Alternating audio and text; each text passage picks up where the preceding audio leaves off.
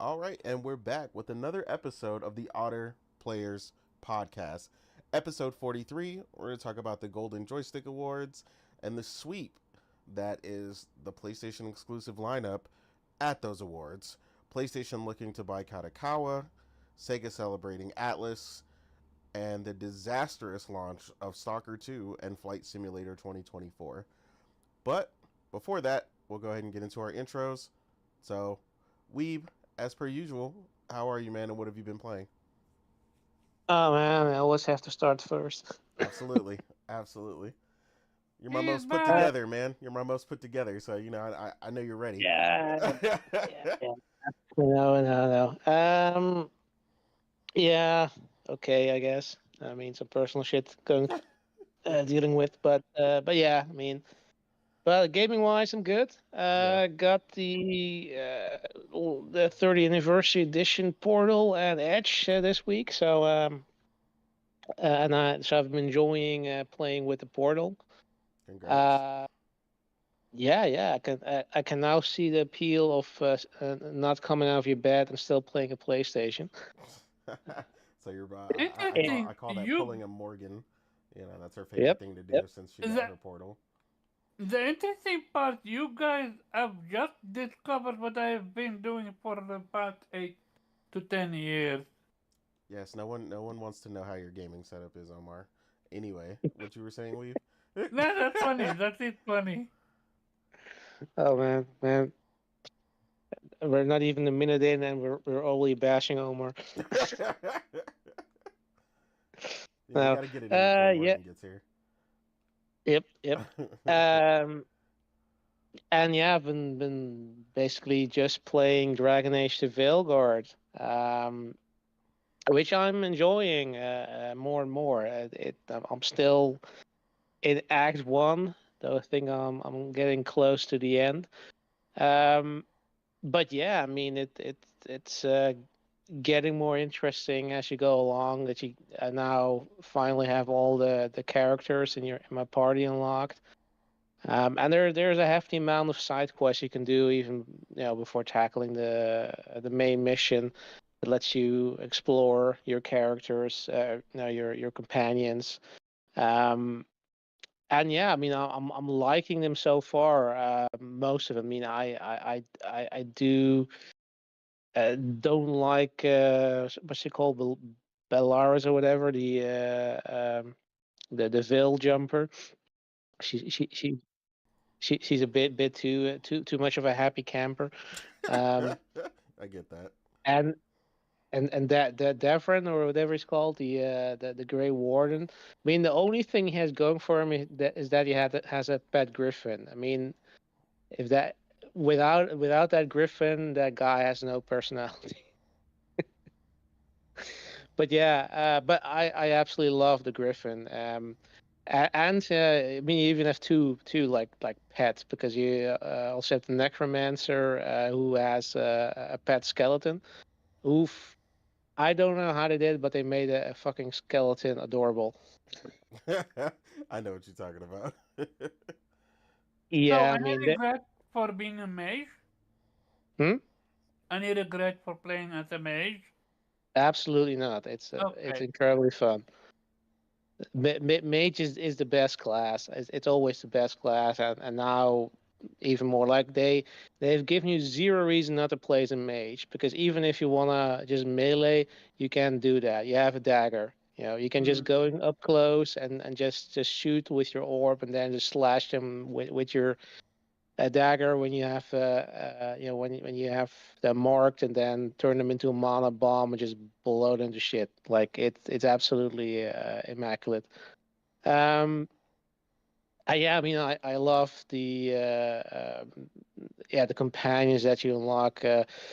Um, Especially, I know you don't like her as much, Innate, but Tosh has really grown on me. She's absolutely a really fun character. Just how Tertius is with the responses and how she's interacting with the other companions. She calls the necromancer like corpse guy. Like I have a name, damn it. It's hilarious. Um, The only thing I kind of wish is that they didn't make you choose so early, between two, make a choice that has really massive effects on the story, or at least the world as it is. And there's not really a good choice there, because you have to sort of choose between which city you rescue, and this will have affect your companions, and it's more of a, who do you like best, I guess, and which situation you can live with the most. Since I was trying to romance Nev, I did choose her city, even though the other one was my hometown, which kind of sucks because then everybody's just blaming you for why didn't you come to us. But but yeah, I mean, it's just a lot of fun. It's gameplay is definitely, I haven't played it the best as it has been. I think it definitely a lot more streamlined than before. Characters are, yeah, as I said, really fun. The story is picking up. So yeah, I mean, I'm still just in Act 1, so there's like 3 acts, so I still have to see how the story evolves, and if it is going to be satisfying, because it's supposed to be the last one, at least with the current storyline. So I do wonder what they will leave for potential, threats for future games that will be set in this universe. But yeah, I mean, I can't stress enough that how much I'm enjoying it. Like I'm now at the point where I'm like I do need to just keep on playing this as much as I can, just to get to the ending, because yeah, it is definitely, yeah. I mean, saying GOTY contender is probably going to be a stretch, because there's so many great games that have come out this year. But certainly deserves to be nominated for RPG or whatever, because it's certainly a fun game. So yeah, Okay. that's it. That's what's up. Laser focus. That's how we like it. That's Yep. how you get through games, when we can manage to do so. Um, but yeah, sounds good. also enjoying it myself, so I definitely feel you on that. I'm going to start my potential platinum run on it here shortly, once I'm done with Metaphor. But yeah, Nelson, man, it's been a little bit, since we had you. You've been busy, tied up, wrestling kids, all the family things, hunting. I was deer hunting. I was deer hunting a couple weekends too. Absolutely, living And then life. I got Thanksgiving next weekend, but I should be here more in December. Sounds like a plan I to got me. Thanksgiving at my mom's Saturday, so So in We're between now all the officially fun, banned by PETA. not banned. yeah. In between all Well, that, Peter what have you don't been like me. playing, man? I finished Dino Crisis because I wasn't sure if I was gonna get premium again, because I didn't know if I was gonna get my discount. Okay. But my shit expired and I got my discount, so I did get it again. But since it was expiring, I'm like, I'm gonna get something out of this shit, because I might be going back to basic. I played Dino Crisis, which still ticked off that I own that game and I can't claim it.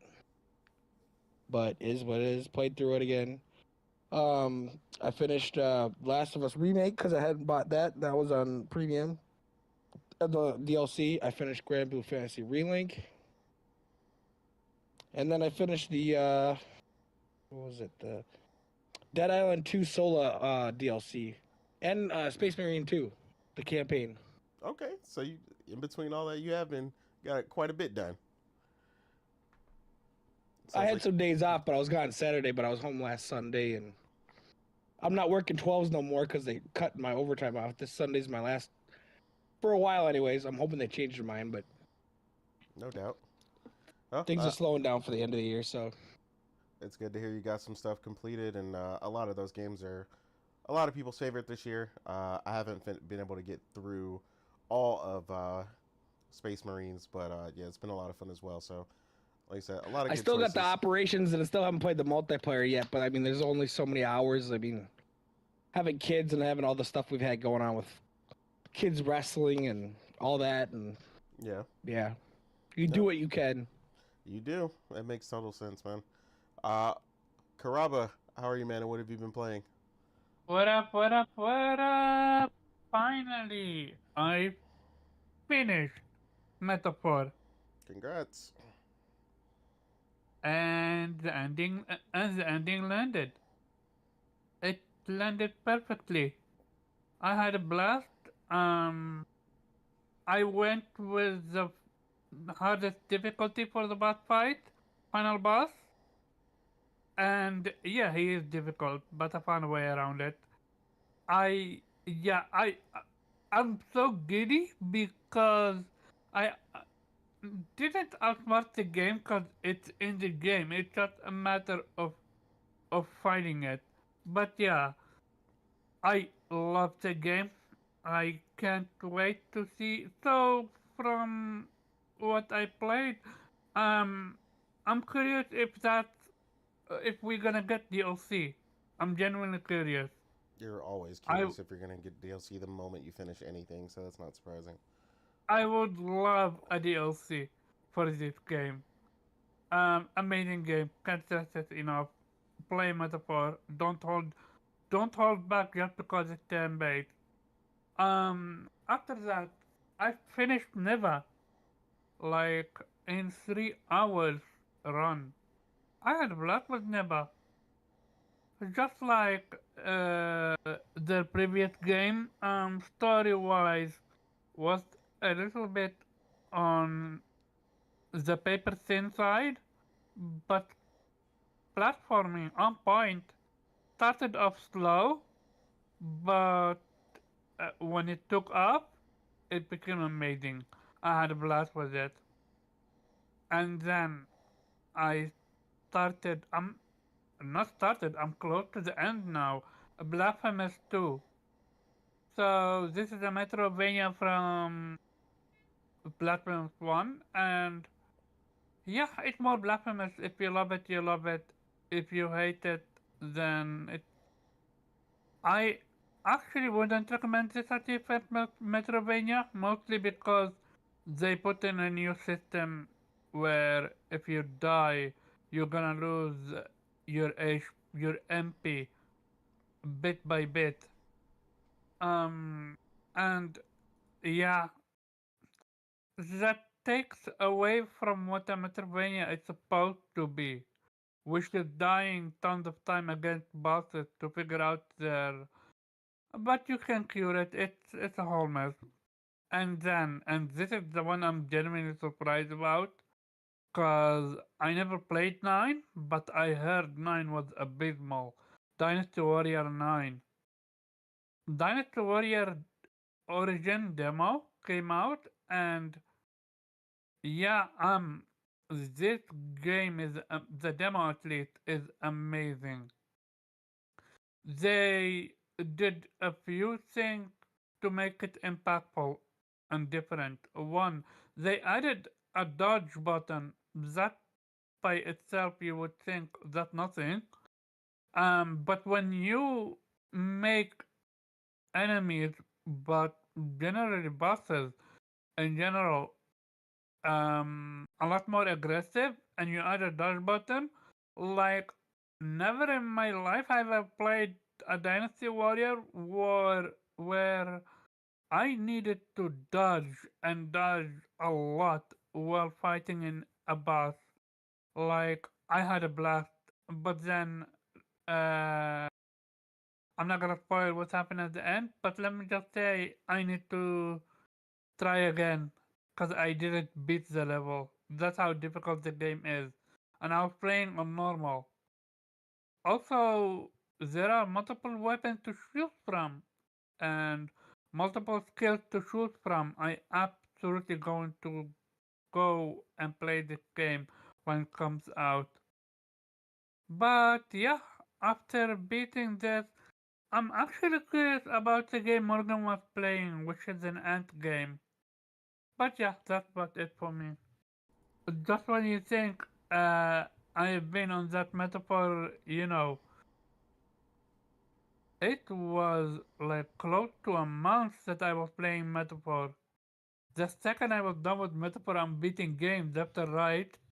Yeah, it's a long game. That's for It's a sure. long game. You don't realize it because to me, I specifically just focused on it only. But yeah, I need to also go and play Horizon Lego. Like, yeah, I'm done with Metaphor. If they come out with the DLC, amazing, so not. But when it comes to the new game plus, I'm not sure if it's available for me. When I beat the game and I did the ending, the game just ended for me. You have to It save the clear literally, data. it literally kicked me out. That doesn't make I any did, sense. I couldn't even save. So I'm not sure. I'm gonna need to run it back and see what's the process about that. Yeah, I mean, it Otherwise, sounds like you're hey, gonna need to beat the final boss again or something. no, I make sure to save after beating the final boss. Which real talk, the final boss wasn't that difficult for me. I beat it. It's just a matter of doing damage to it. The most annoying part, every two what you call it, turns, you only get one turn. That was such a stupid move to do. But yeah, amazing game. Let's leave it at that. Yeah, you'll probably just have to load the ending part and then let the credits roll, and I'm gonna do then it right now until I don't know. I need to do the credit roll. yeah, because you can't skip the credits, Yeah, so I you can you skip just the gotta let credit. them go, That's why. and That's then the why. save comes up after. Yeah. I never got it. It just this closed the game entirely. Yeah, I don't know what happened there. That sounds like some sort of Yeah. error, but at least you don't have to fight the boss again, so it's not too hard. Yeah. Yeah. As for me, I've been obviously playing Metaphor. I'm working on finalizing everything for my platinum run. Going for trying to make Metaphor uh, PS5 edition my 10,000th trophy, the platinum in particular. I'm cutting it really close, but I finally got something done just right before the podcast that I thought might have been glitched because it was taking me forever uh, to get one of the trophies to unlock. But yeah, now we're in the final drive for that. Um, Again, without a doubt, uh, 2024 has been a phenomenal year in gaming for me. Uh, Mm. all the RPGs, all the great stuff to play. And with that being said, unequivocally now, I can definitely say that Metaphor ReFantazio is my game of the year out of everything that I have played. And I have played quite a bit, um, especially as far as what my preferences are pertaining to. Um, but yeah, that's like the main thing that I've been playing. Like I said, we did also get into a little bit of um, Lego Horizon that we talked about prior with Morgan. We still got to jump back into that. It's just been setup week since she got her PlayStation and a bunch of other stuff going on, so we haven't been able to get back to that. But what we did play of Lego Horizon was fun as well. And then trying to finish up a couple different things. Went back to check on Rise of the Ronin now that the Pro patch was out. There was also the update um, for Star Wars Outlaws that I wanted to check out, the 1.4. They made a ton of improvements, a ton of things that I particularly wanted that I didn't like the way the game did before. So it looks like they changed a lot of things in that regard. And then, of course, Dragon Age, Veilguard. I'm still continuing my time with that on both. Mainly PC right now, so I don't mess up my platinum run stuff that I'm doing with Metaphor. But I do plan to play it on PS5 Pro and check that out. And they've already got the Pro patch out for that, as well as finishing up my run on Call of Duty Black Ops 6's campaign as well.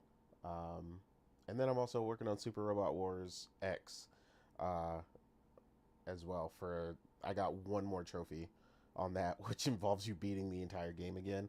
And those games are long, so yeah, once I finish that, that'll be another platinum under my belt as well. So really just closing out a bunch of games at the end of the year, getting that final tally for games beat, Before we close it out and get to the actual Jeff Keighley Gaming Awards. But yeah, most of that is pretty much what I've been playing. I'm sure I've played something else in between there. I also picked up Super Mario Brothership. It's still in the wrapper. I had to have it, but I also don't have the time to play it. And then I also picked up Banishers New Eden. It finally went on sale. I'm picking that up next week. Yeah, that That looks and Prince really of good. Persia. Yeah, that's a solid Oh, one. nice, you picked it up. I'm debating between it or the one from Amazon, which is almost called 6. I mean, you're probably more of an Armored Core person. I already have access to Armored Core on Steam, so I'm not picking that up for PlayStation. Um, Mm. but yeah, I don't know. So many things coming out. Or so many things on sale. I also picked up Indivisible. Um, for Amazing game. Yeah, I started it before when it was in PlayStation Plus and it went out. Because of course PlayStation does a terrible job about telling you when games are leaving. Um, Absolutely. so otherwise the game was $40 and I knew it shouldn't cost that much. So it finally went on sale, and I got it. I picked it up for $6, which is exactly what I should have got it for in the first place. You got So it for 5, right? no, it was six. It's four. It was $5.99. Oh, okay. Fair enough. By the way, did you get the DLC? I have everything. Oh, okay. Yeah, but yeah, like I said, we'll go ahead and jump into our first topic. If Morgan comes in the middle of it, we'll just do her intro when she goes to speak. But we'll go ahead and go for the first topic, which of course is the Golden Joystick Awards that happened this past like day or so. Um, the award itself, if you got to watch the live presentation, was pretty funny. Kind of me and Morgan joked that it felt like a work conference where they're trying to be funny, and like the quality wasn't that good. But besides that, they had Ben Starr as the host, and he was just trying his best to be funny, and it was pretty funny at times. Um, the musical talent was better than Jeff's though, which is ironic. They took a bit to set up, but it was only two people, and they played some phenomenal music from several past winners and current games as well. So they did a really great job. Um, the main thing, of course, and the big thing that a lot of people are complaining about, on social media, of course, was after the nominees for Jeff Keighley's, Game Awards, that he's biased and doesn't doesn't like Xbox, this, that, and the third. But if you look at the reality of the winners and some of the highlights from the Golden Joystick Awards, which I'll point out here just now, Final Fantasy VII Rebirth picked up Best Soundtrack, Best Lead Performer, Cloud, Best Supporting Performer, Aerith, and Storytelling. Astrobot picked up Best Audio Design, and Team Asobi picked up Studio of the Year. Helldivers 2 picked up Best Multi-Platform Game, or multiplayer game, sorry. Console Game of the Year, Critics' Choice Award, and Best Game Trailer. The best adaptation, which I called it, was Fallout. I told Morgan because we were going back and forth about Arcane versus Fallout. But yeah, Fallout won that. And of course, the ultimate game of the year, China showed up in droves, apparently. And the ultimate game of the year ended up being Black Myth Wukong, which I'm personally not mad at as someone who has played the majority of that. I'm like 80% done with the game. But yeah, that game is phenomenal. Has a ton of hidden secrets. Has amazing art direction. Some of the most awesome technical achievements I've seen in animation quality and a number of other things. But yeah, overall, like I said, the show was solid.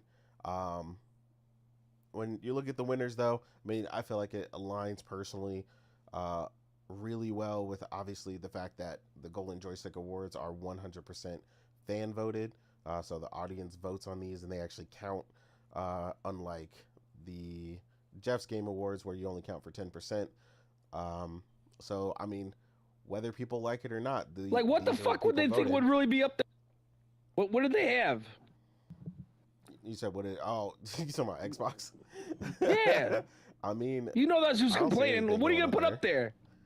I think they had some nominations in some of this stuff, but it was just like they didn't Yeah, win. Hellblade was nominated a couple of times. Yeah, I think Hellblade got audio that was up there for audio design, but it lost to Astrobot. And Of then course there was it one did. or two things that they were also nominated for. But you know, of course, they like to when they. It's one thing to be nominated, and you know they ignore that because they ultimately didn't win. Uh, but yeah, some sour grapes from some people. But hey, man, the people have spoken. I think it all reflects pretty much what I thought. They're all not my personal pick. Soundtrack wise, for me, like I said, is head and shoulders. Stellar Blade. Stellar Blade is the best soundtrack I've played all year, and I've played all of the nominees. So yeah, Stellar Blade is just by far. And if Netflix had bothered releasing season 2 of Arcane in one go, then without a doubt Arcane would have won best adaptation because that second season was immaculate. That was so fucking good.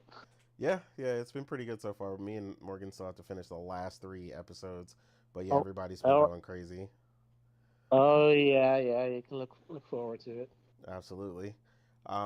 But yeah, based on the results that you guys have seen, how do you feel about the choices and the winners for the Golden Joystick Awards? I'll start with you, Weeb. Yeah, it's okay. I mean, like you said, I can see why some of these games won in their respective categories. Nothing really controversial there. And yeah, at least there's one award show that knows the difference between the DLC and the full game. Absolutely. Yeah, so that which, by the way, just no, that's not the topic, but I'm willing to bet that next year, I don't know if it's going to win, but I'm willing to bet next year they're going to change. Oh yeah, based on the feedback we received this year, we're going to make a separate category for best DLC. Yeah. Yeah, You're right. just sufficient enough till we can get it in this year. Yep.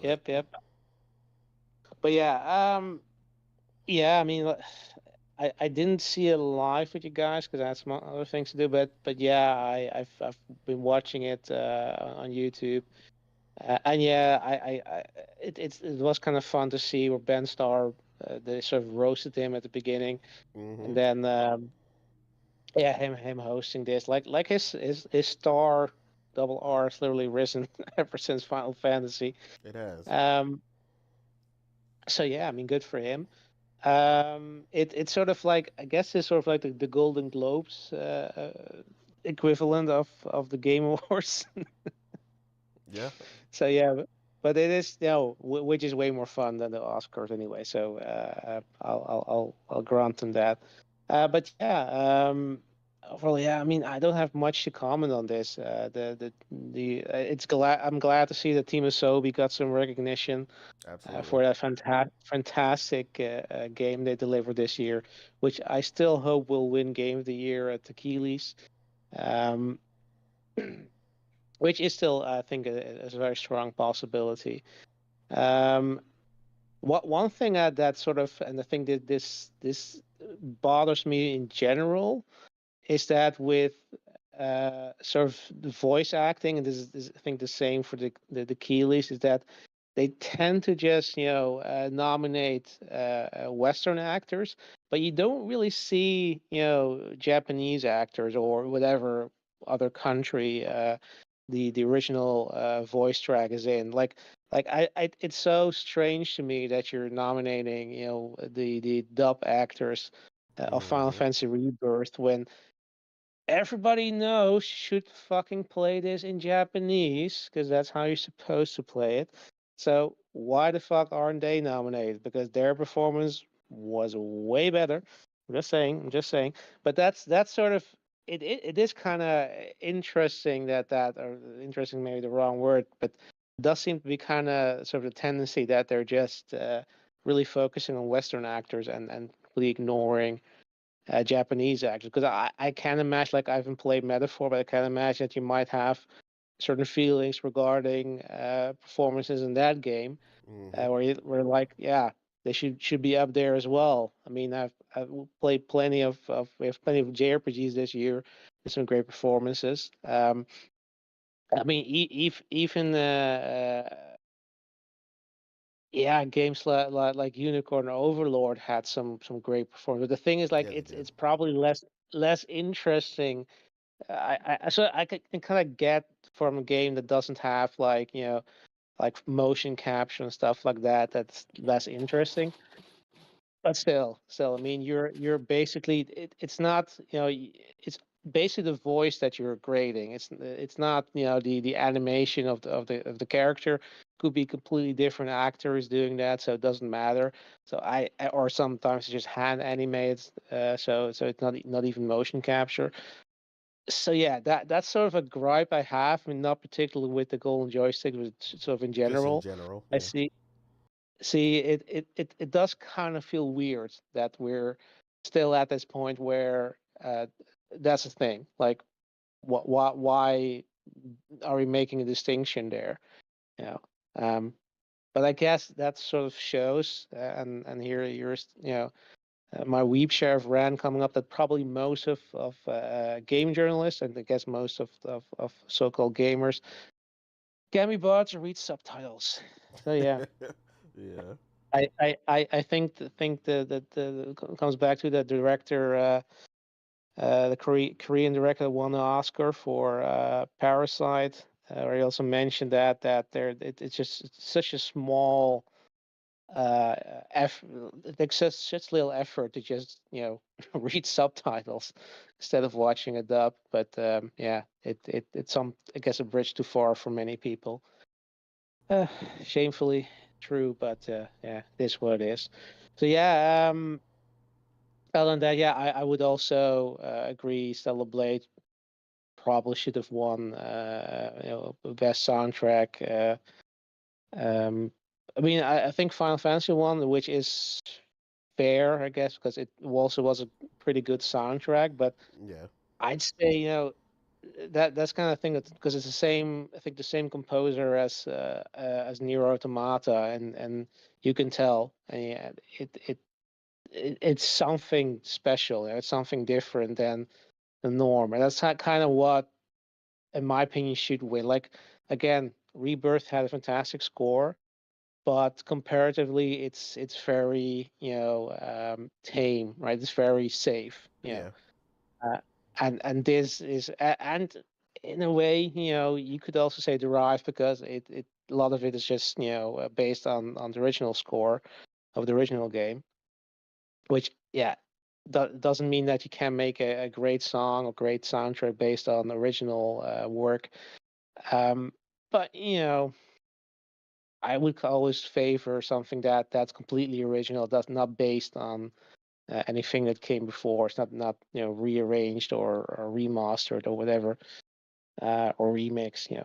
So yeah, that's, yeah, again, I guess a gripe there. But overall, like I said, it is sort of, you kind of understand, it's kind of within expectations of what people will be voting for, um, but not always, your personal choice. So yeah.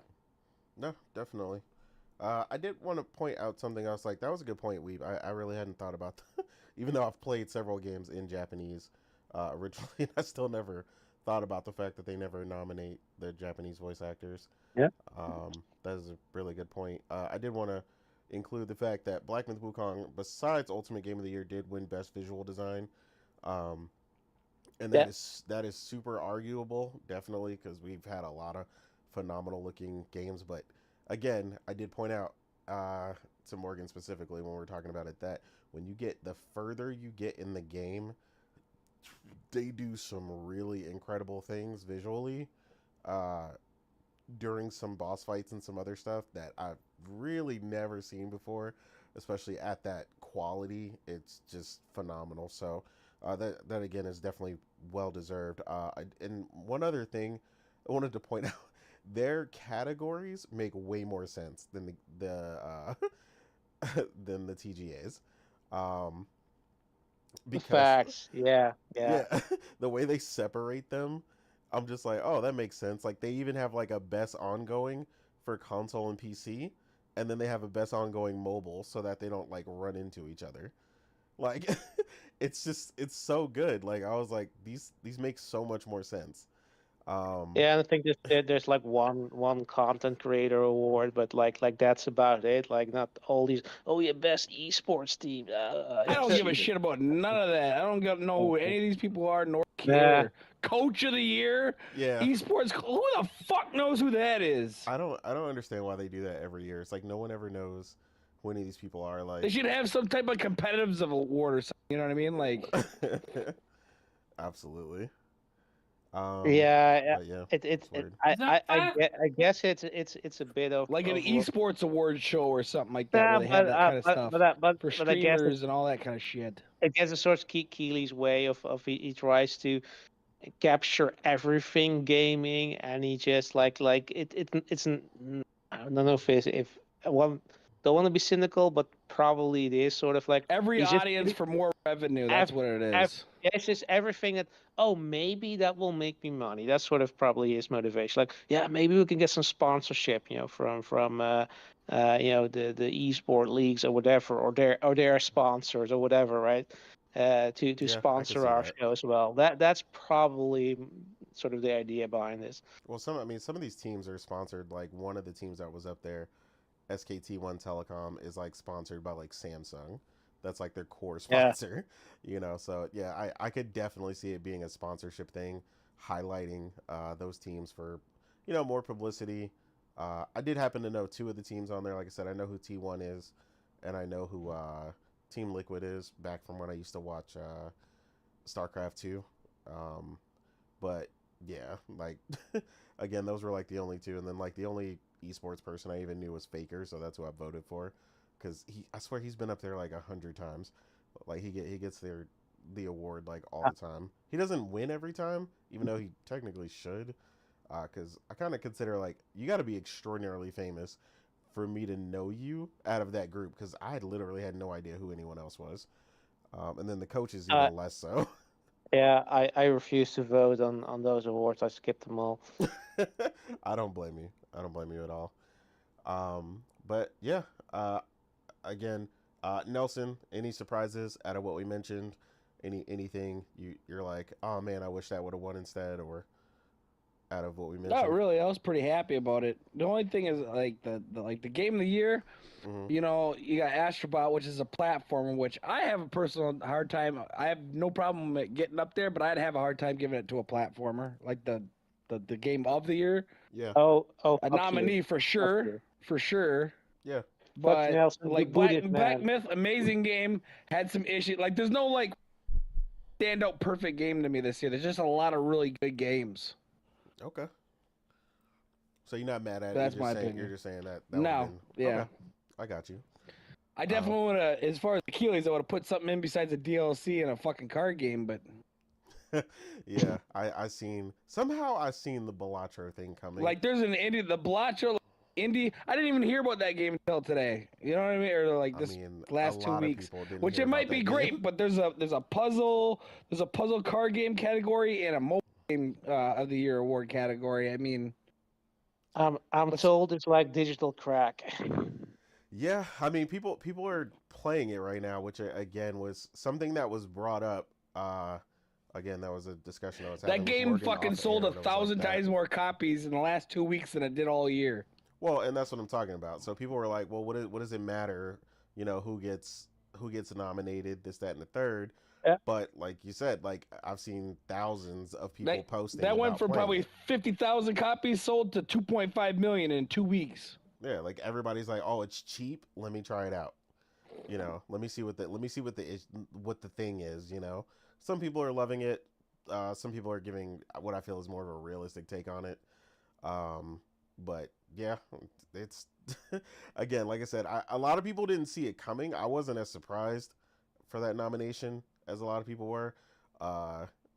Mainly just because, like I said, just listening to the reactions from a few of the podcasts, from guys that I know definitely would be part of the review panel. And they were just losing their minds over Balatro like all year. Like it was just casually, constantly mentioned, and they just never kind of stopped mentioning it. So that didn't really surprise me as much. But yeah, shout out to Joystick. I mean, they still gave it the Indie Award, but yeah, they kept it out the big boy stacks, which is personally where I would have kept it. I don't. I just like I get it. I just don't think I just don't think it's up there like that far. Like personally, but it is what it is. Morgan, you got to watch it live with me. You got to see the PlayStation sweep. You know, the Helldivers team having to sit down or almost sit down just to have to turn around and get back up and get another award. Any surprises? From the Golden Joystick. Oh man, we got a bunch of Balatro haters up in here. Oh man, that's great. That's gonna take Game of the Year. Oh man, not Game of the Year though. But yeah, I thought the Golden Joystick was done really well. I really like the format of it. It's of course it's a lot lower budget and a lot less of a big production than the Keeleys, but I enjoyed it, and I think shout out to Ben Starr though. He did a great job hosting it. It was hilarious. Yeah, he was. But yeah, as far as like I think the format of the Golden Joysticks where there's far more nominations in each category. Like they'll have 8-10 games in a category. I prefer that over like the 5 or 6 that Keeley has in the Game of the Year awards. Because there's so many games that come out in a year. There's so many great games that I feel like deserve to be in a lot of the categories for nominations that part of the discussion.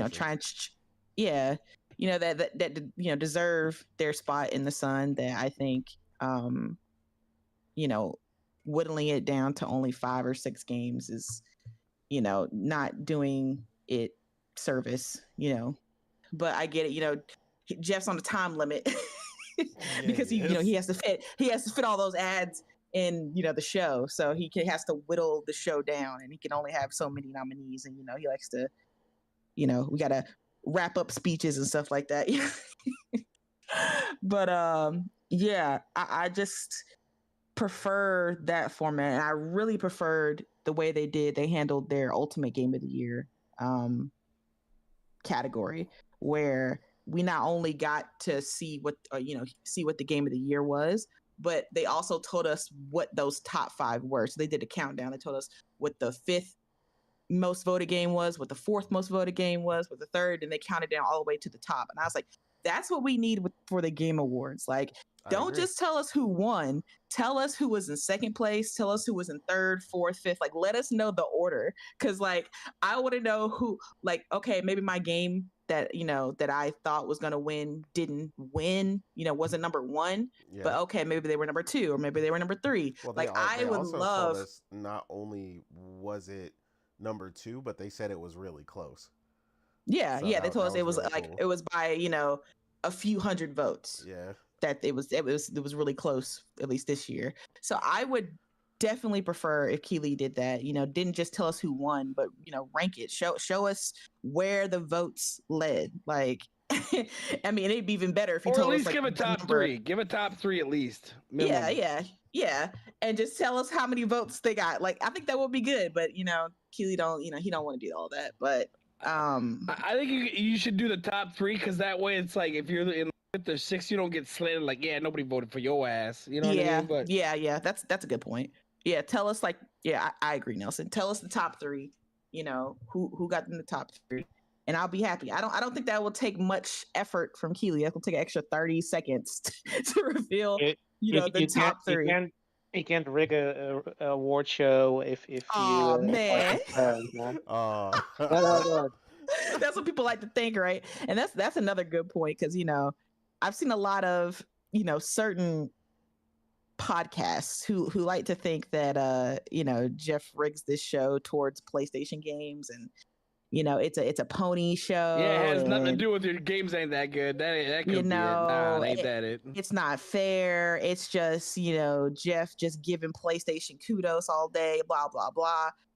And they prefer they prefer shows like the Golden, the Golden Joystick and Dice Awards. But then when you look at the Golden Joysticks, like PlayStation Sweep 2, so I'm just like, maybe it's not a bias. Maybe PlayStation just makes some really good games. I know that's a crazy concept to accept for some people, but if multiple award shows are giving PlayStation multiple nominations and wins, then that may mean, hear me out, that may mean PlayStation actually makes some great games. I know, shocker. But yeah, PlayStation swept at the Golden, like you said, Helldivers was killing it. Like, I think it won console game of the year, which was funny. Console game of the year, best multiplayer game of the year, best multiplayer, Critics Choice Award, and the best game trailer. Yeah, that game trailer was hilarious. But yeah, and then we got Astro winning best audio design and then studio of the year. So it's just like, apparently PlayStation went out and paid Golden Joysticks too, because there's just no possible way they could have won those awards. They just out here cutting checks. Sony's broke, but they cutting checks to all these award shows. Evidently. But I thought they were broke, but hey, they're buying kadokawa, so there's that. Yeah, but it's just like I said, I prefer the way the Golden Joysticks is done, but I get why Jeff Keighley's show is always going to be top. I mean, they got the viewership, right? They're the highest viewed award show ever, beating out the Oscars, the Emmys, all of that. And the way he gets that is with these game trailers, right? With the world premieres and, publishers and like Xbox and PlayStation showing off like new games and hardware on his stage. So it's like nobody can compete with that because nobody else has that. So, while me, while we, some of us in here watch the Golden Joysticks, the majority of people aren't, right? They're just looking at the updates on Twitter or whatever, like, oh, okay, that won this and that won that. Okay. They get updated, on social media. They're not really watching it live. So yeah, that's true. I mean, we didn't even know they were live at first. So yeah. Keely's like trying to fucking, what do you want to call it, patent like the Game Awards name and all that shit too. That dude's trying to make a rake on this shit like bad. I mean, I can't blame him. Like, if I had the viewership like that, he's gonna buy an island and all he gotta do is show a couple times a year. It's like, if I'm the number one award show, like if I'm beating the freaking Oscars, I'm gonna patent my shit too. Hell yeah. Immediately. Yeah, like he a businessman. I can't blame him for that. But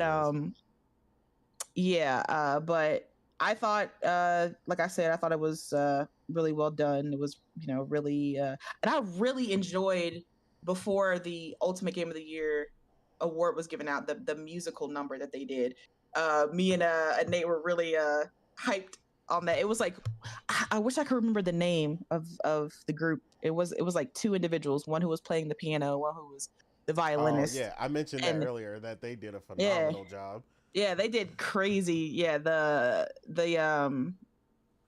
all these, the soundtracks that they were able to merge together and make it sound so good. I was very impressed with that. I was like, they did a phenomenal job. But yeah, I pretty much, I wasn't mad at any of the nominations. I was surprised that Astro didn't get one for Ultimate Game of the Year, but other than that, wait, no, it did get Ultimate. It just didn't make the top 5 or top 6 or whatever their countdown was. Yeah, it didn't make the countdown. Yeah, but yeah. Other than that, I wasn't mad at anything. Like I can understand why Wukong won. I mean, that was a breakout hit. I played it. I enjoyed it.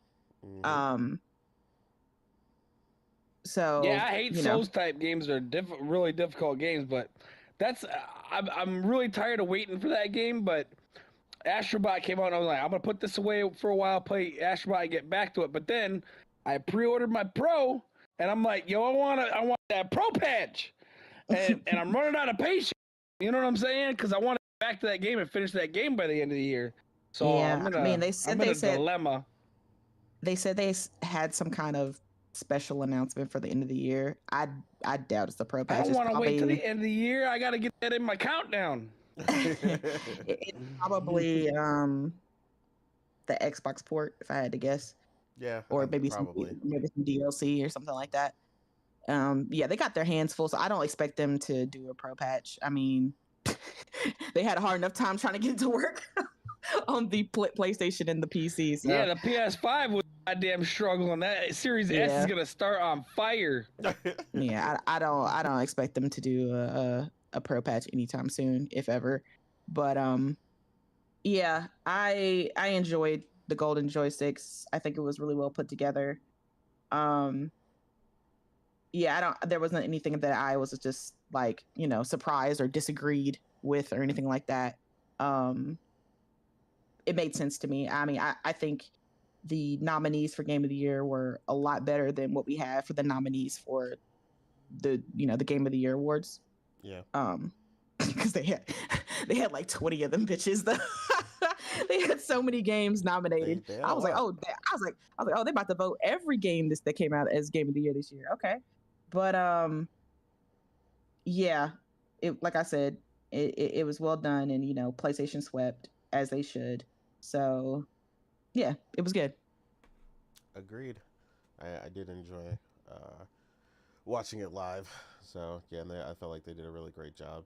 Again, can't stress like categories enough, man. I feel like I really do feel like the Game Awards just really don't think about the categories enough. It's just like there's so many things to give awards for in gaming, and certain things definitely need to be separated. Because there's just so many. I know there's got to be like an RPG award, a platformer award, a remaster award, you know what I mean? A DLC award. Yeah, there's all kinds of stuff. I feel like if there's like 8 to 10 of something per year, guaranteed, like it should probably have its category. Like I just don't see why not. But just start consolidating them and make them more prestigious or something like that. If you ain't got time for all this shit, anyways, get rid of a lot of the fluff shit and make like DLC remaster, action or an adventure category, fucking racing and sports category, those together, that kind of stuff. You know what I mean? Well, I mean the racing and sports is together, and a lot of people. Yeah, I know. I'm just saying, like platformer, puzzler, or whatever. I don't know. Well, I mean, you don't have to give all of them on stage that way. Like they actually have like a speed section several times during their awards where they're just like this one this one this one this and this one this, and they still get the award. They just don't have time to do it on there, and that's how typical other award shows do it. They give like the speed ones, but then the big ones, performance of the year, just supporting actor of the year, stuff like that, they give on stage. So yeah, I mean they still do it. I just feel like they need to rethink some of the categories at the very least. I know you didn't watch it live, Karava, but based on everything that you heard, any surprises? Anything you think about? Yeah, so Studio of the Year going to Atrabat. Asobi. I love it. Deserving. This is their first like really big project. They've all been smaller. It's absolutely deserving. I don't know how voting is because so to me in my mind, if Wukong won GOTY, shouldn't they have gotten Studio of the Year as well? So that's the only part that confused me. But yeah, Wukong won GOTY because of voting and stuff like that. The biggest surprise for me was Helldiver 2 winning so many awards. Yeah, I was a little surprised. Oh man!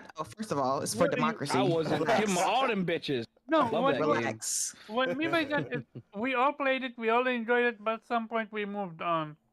Yeah. But I mean, but a lot of people are still playing it though. Yeah, they actually had a big surge in players after their most recent patch. So I think that also helped them because the voting took place basically right after that patch went live, and a lot of people were going back to the game. So, yeah, I mean, I think they were just right on time for the awards. But yeah, it came to remind people like, hey, here's this game that you know really liked early in the year. You know, we finally got our stuff together. We finally got on track, and you know, vote for us. And yeah, they had a lot of promotion around it. So yeah, but yeah, I agree. The, They won a lot. the thing that I wholeheartedly disagree with is Rebirth winning best storytelling. Like, nah, we're not doing that. That ending was so trash. Yeah. We're not doing that. I would give that storytelling to either Terrorblade or Metaphor. Like, am I the only one that loved Terrorblade story? No, I really liked it. I liked it a lot actually. I Sir, we platinum that before you. We were raving on it before you even played it. So don't do that. Of course, we loved the story. That was our game of the year I saw earlier. people saying that it's generic. I'm like, no, it's not. Nah, not at all. It's well executed, and I had a blast with it. Um, yeah. Look at Golden Joystick doing it right. DLC of the year. How hard was that? Not hard at all. DLC of what? Of the year. There are a few DLC that came out this year. You can compare them to each other. You can combine them with remasters too. You can have a vote. You can do that. Like we've been getting so many remasters and remakes that I do believe they should be in the category of their own. I and remakes are mostly iffy, yeah, because some remakes are the same, other they add things, remove things. So yeah, I'm still not gonna lie, I'm still shocked Wukong winning, mostly because I expected to get that Hogwarts treatment, but that's mostly because of the way um the game got treated on Twitter. But again, Twitter is an echo chamber, so there is also that. After about winning audio of the year, I'm like, yeah, Absolutely. absolutely. The only one I could have given it to is Hellblade 2, because Yeah. if there is one thing that Hellblade did right, was the voice acting and the audio. Yeah. But Their audio design was really good. yeah, but Asobi, shout out to Asobi, dude. The rest of what used to be Japan Studio is now Asabu Studio. And look at them thriving. Um, Very quick question, cause I asked it in chat, and I'm genuinely curious. So remember when people were saying that Concord, Japan Studio died, so that Concord live on? So where are these people now? Japan Studio did die, yeah, but we have Asobi. Are you still going to celebrate Asobi? I mean, I don't even understand why people are making that random ass connection anyway. Yeah, Like, I what was, I does was like, that Japan doesn't even Studio make have to any do with sense. Concord? Nothing. That they don't like. One has nothing to do with the other. Like people making this a random ass connection. Like it doesn't make sense. Like, yeah, in their head, they when Japan Studio was shut down, Sony and PlayStation, they immediately were like, yeah, let's open up this multiplayer studio in its wake. That's what we really want to do. Like those two things are years apart. Like, and they've made other acquisitions that way before they acquired Firewalk too. Like they acquired Housemark, Insomniac, like, but nobody made that connection with those studios. It's they when they shut down Japan, they brought back, or they bought the studio that made Concord. Like, what? I Yeah, can tell dude, you. It I can it's tell you ridiculous. why. I can tell you why. I mean, I know why, because they're idiots and they want to be upset that Japan Studio's gone, but PlayStation bought Firewalk. That's what this is. That's what this is about. But again, those two have nothing to do with each other. Not per se that only. It's easier to dunk on a failure than to celebrate a success, which is why we haven't seen a lot of people talk about Astrobot and Asobi Studio winning, because they don't care about that. They only cared about chunking on Concord. But yeah, after that, I'm happy for the winners. PlayStation keep doing their thing. What, their 10 years that they have a nominee? Every year they have a nominee.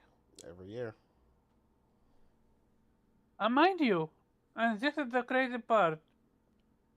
This year was supposed to be PlayStation's slow year. Yeah, if they're mad now, they're gonna be real mad next year.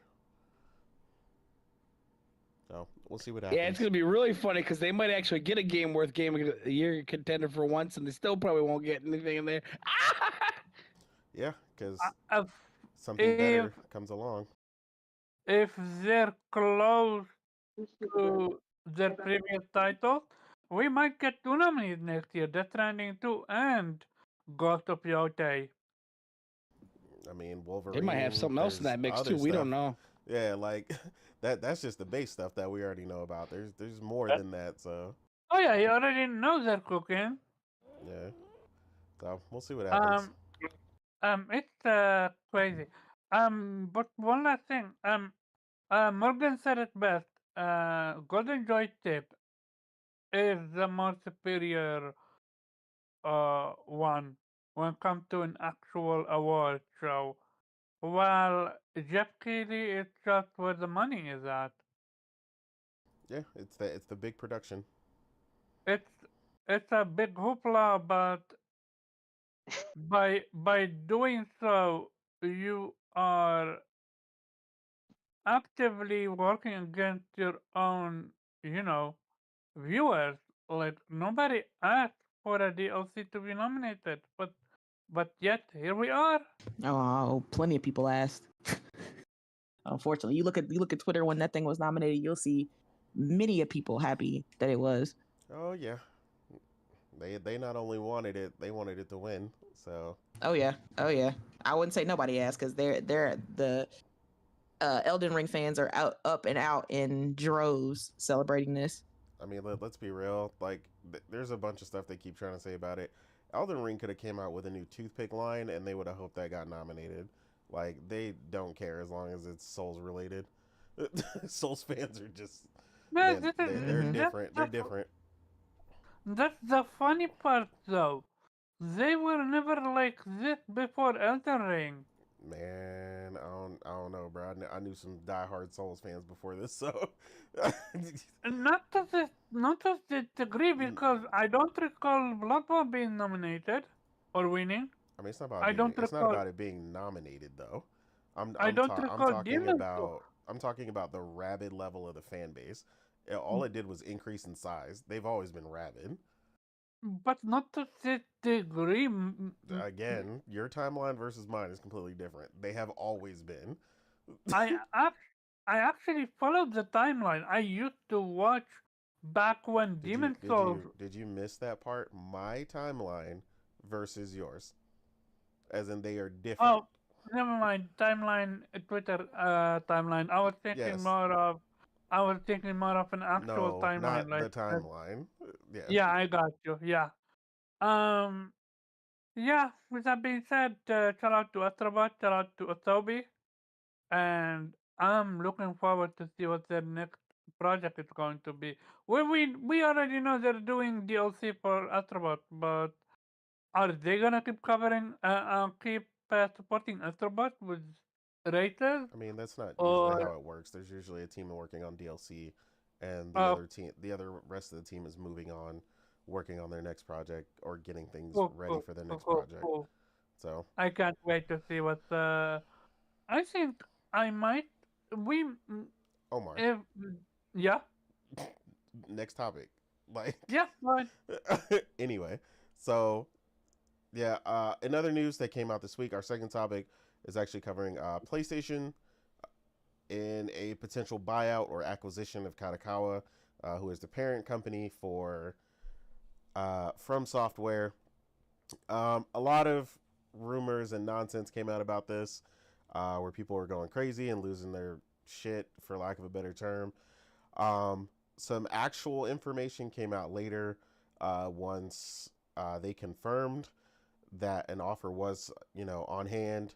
Um, so to people who are a little bit more into this and some of the other things that came out, um, it looks like, for people who are unfamiliar, the other thing that people are freaking out about is Kadokawa, the parent company, is responsible for a absolute metric ton of anime.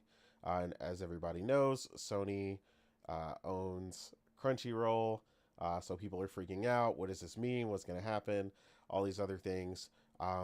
But it seems there is another issue going on with the company. A company that it doesn't. I haven't found a single person who likes this company. Were apparently responsible for a bunch of the anime underground site takedowns that happened recently. Kakao, Kakao. They are apparently trying to perform a hostile takeover of Kadokawa, and the buyout going on with PlayStation seems to be a reaction and an attempt to stop that from happening.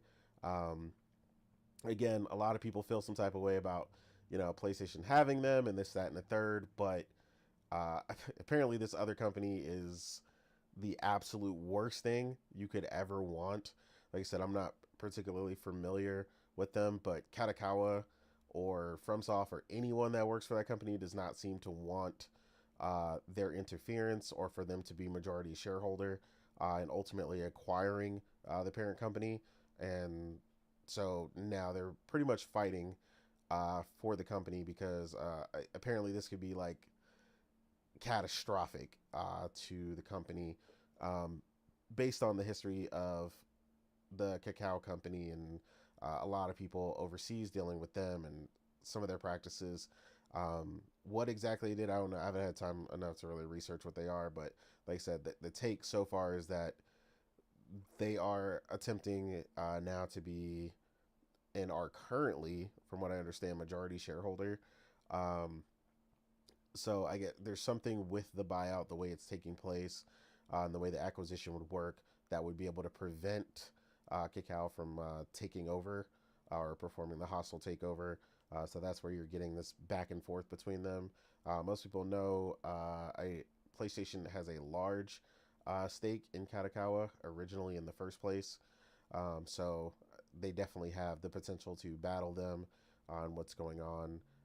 Your Name is probably the biggest thing people will know, but I mean, it's like hundreds of anime under Kadokawa. So just for people to understand the reference, besides FromSoft and other studios that they have, and then toys and also figures and a bunch of other stuff going on um, that they have. But again, like I said, you got a lot of people freaking out in the streets for the wrong reasons, not realizing why this is taking place all of a sudden. Apparently, the PlayStation buyout is, the better thing. It's what you would want, actually. What actually happens, we don't know yet, because, I mean, we don't have the details. We don't know what's going to go through, what's not going to go through, how the fight's going to go down. Personally, based on what I'm hearing from people who are, like I said, more privy to the cacao company. I don't want them anywhere near Kadokawa, as someone who's a real big fan of a lot of the anime that they make. And, if you're a Souls fan, you definitely don't want that company taking over because you're talking about certain things potentially getting shuttered or closed for good. So, like I said, apparently this company has zero good intentions. And you do not want them anywhere near this very beloved company that is in their prime right now. But yeah, obviously, like I said, people freaking out for the wrong reasons. Xbox fans out here just like, oh, PlayStation, how dare they, this and that. But again, not looking at the alternative. This is an actual thing, rather than the whole nonsense that went on with Activision, where people were, false flagging and doing all kinds of weird stuff. When we were trying to tell people the consequences of that. And the opposite is true of this one. This one is actually kind of needs to happen in favor for PlayStation because, like I said, the alternative is not someone you want in control at all. But yeah, based on the real, I mean, it's obviously limited information that we're going on, but obviously you can see like people freaking out, other podcasts going crazy over what's been going on with this. Morgan, what's your opinion of everything that you've gotten so far? I know I brought up some new information with the cacao company and so on and so forth, but I know you've been aware of like the temperature on the streets, and you've seen some of the reactions from some of the the Xbox fans and the disingenuous takes. Yeah, this whole thing's been very interesting. I did do some research on the cacao company, and they do things like online baking and transportation and like movies and K-pop and stuff like that. So they're like a And conglomerate then. They're just one yeah, big super company. yeah, but they've been performing well financially, but they've been, as a company, they've been in a lot of trouble. Like they've been getting into a lot of legal trouble. Like the founder was like involved in some kind of like gambling scandal when one of their divisions launched. Like, and then like I think earlier this year they were involved in some like stock manipulation stuff. Oh wow. Yeah. And that had to do with their hostile takeover of a K-pop company that they took over. So they've already they've already hostily took over one company. So this seems very bold of them in that case. Yeah, they have no issues, involving themselves in hostile takeover and apparently doing whatever they have to get these companies. So no, I don't. Even though I'm not particularly a FromSoft fan, I don't want those games run over people who are. Like I never want to see like a company, just whittled down to a lesser version of their former selves, just because some greedy company wanted to come through and reap all the benefits. But yeah, this looks like you said from the information we got, that this is kind of like a Hail Mary for kadokawa right now. Like they're just trying to prevent this because I think last year Cacao like bought a bunch of their shares, and I think they're the largest shareholder currently. Yeah, they are. Out of like, yeah. So I think that kind of scared kadokawa into be like, whoa, okay, we need to do something, because if we don't, they're gonna come through, because they're a foreign company. They're South Korean. They're gonna come through and they're gonna take our company. So yeah. But with the announcement of it being official, I think that was also kind of a sign that they don't necessarily want Sony to be the ones to save them. I think what they want is to still be able to remain independent and not need anybody to take them over. I think that's why they kind of announced like, hey, yeah, we're in the middle of a buyout. Yeah. Somebody, yeah, we're, Sony's interested. Yeah. We're going public. We're selling our company, blah, blah, blah. That seems kind of like a move, like a chess move to kind of hopefully gain their independence and keep it, like, while also, allowing Sony to still, have their shares and stuff like that. Like I said, I don't think they necessarily want anybody taking over the company. But like I said, we'll see how it goes. But for the actual acquisition itself, I think for Sony it would be a really good get. Um, you know, obviously the reason Sony wants it is for the anime, right? That's their number one priority. And Mhm. I see a lot of people talking about that on the timeline as if that means that they wouldn't get From Software or something. Like they wouldn't, like that, like Sony wouldn't want From Software or something like that. And it's Yeah. just like, it makes me laugh because it's like y'all forgot completely about or y'all just ignore what the Xbox acquisition for Activision was about. It wasn't about Call of Duty. It was about mobile. They wanted that mobile division. They wanted that Candy Crush money. They wanted that Candy Crush generator. That's exactly what they were. They wanted to buying it say we for. got this many active users. Yeah. Yeah, gotta it's get that about on the console.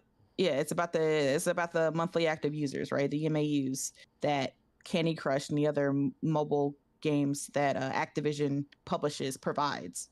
But that doesn't mean they weren't happy to get Call of Duty, right? Exactly. And have that game and have that generate money for them. So for people to be like, oh, they just want it for the anime, so why are you guys talking about From Software? I'm like, unless they work out a deal where it's just the anime and it's not From Soft, like Yeah, you need the whole there's thing.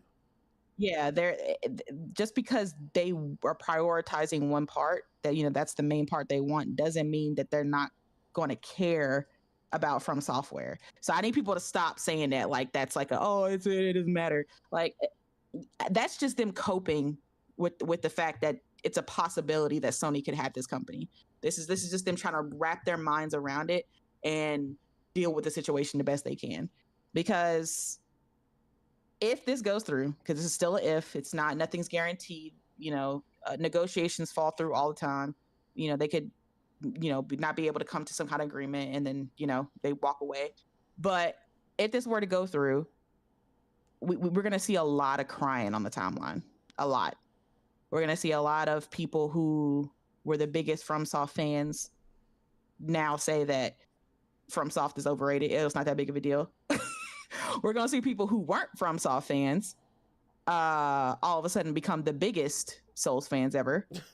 We're going to see people, we're already seeing people who were pro acquisition, right? Switching to anti now. People who were anti are now pro. And, you know, people trying to call each other out, oh, y'all being hypocrites, because, you know, and it's not just one-sided, as people like to say. They're like, oh man, the Sony pony switching up. Y'all hated that this type of thing when it was Activision, but now y'all loving it. I'm like, okay, but y'all loved it and now y'all hating it. So it's both sides are just flipping. I mean, but that's just fanboys. So I mean, it is what it is. But the thing is, for me personally, when it was about the Activision, my stance never changed because I said I don't give a fuck.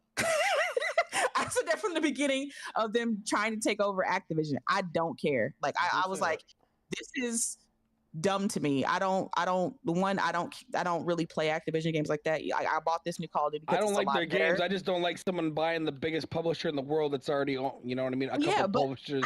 I knew how Microsoft was, so I knew this wasn't. I knew it wasn't They're going to be a gonna big fuck deal. it up anyways. That's what you say. Like I was like, it's not going to matter because they're not going to do anything with it. Like they're still going to be in the same position they've been for years, and it's not like, that's why I was like, cool. Like I thought Bethesda was actually a good buy for them when it first happened, when it was announced. I wasn't upset. I was like, okay, that's good, that's cool. I think that's a good fit. Well, for somebody Xbox. had to buy them. They were probably going to close up because they ain't done very well financially. But you know, I mean, even Bethesda if was carrying that whole publisher arm. Like none of their shit sold. None of it. Yeah, but even if they weren't doing financially, I just thought Xbox and Bethesda were a good fit. I was like, okay, that makes sense. But then when they announced Activision, I was like, oh, okay. Like I didn't care. I was just like, all right, bet. Like regardless, it's not going to change what I do. And I pretty much knew that they were going to keep Call of Duty third party because there's no way a game as huge as Call of Duty would be exclusive to like the lowest sum platform. That like you want to tank a game, do some dumb shit like that. So I already knew Call of Duty was going to be, you know, multiplayer. So the acquisition, I didn't give a damn. And with this one, I still don't give a damn. But I think it's because I don't play From Software games either. But I think this would be a good acquisition and a good fit for Sony. Like one, you know, they've had multiple games that they work together exclusively. You know, we got Bloodborne, we got Demon Souls. Maybe this will finally be the thing that gets Bloodborne its remake that everybody wants. Maybe FromSoft had some kind of legal tie or something, that kind of caught up Sony to not be able to do a remake, or who knows what the hell's going on with that. But I think that From Software and Sony makes sense, and I think this would also be a good acquisition for Sony, because this is the type of studio that they need, right? A studio that, one, development cost is far less than what Sony's main pipeline is, right? With like Horizon and Spider-Man and God of War, right? Where it's like I think it's funny because Shu wanted to buy FromSoft when they were pennies on the dollar. Yeah, when it's like they could have got them for a couple $1 million. Now they got to pay. Their studios hundreds. are like hundreds of millions of dollars to develop games for PlayStation, right? And then you got From Software, who it's not cheap, but it's nowhere near the expense of what PlayStation spends on their first party. But it makes the profit margins though on FromSoft games are insane, right? Elden Ring sold like 30 million, like almost that would be an insane get for Sony. I think that would be a great studio to help pad them and help fund a lot of their games, because they would just make bank on those, which is why I think if they acquire them, that they would probably keep it multi-platform, or at least just not on Xbox. Because Xbox ain't gonna be around by the next game anyways. Let's be real. Yeah. Or not the next game, but probably like 2 games from now, they ain't gonna be around.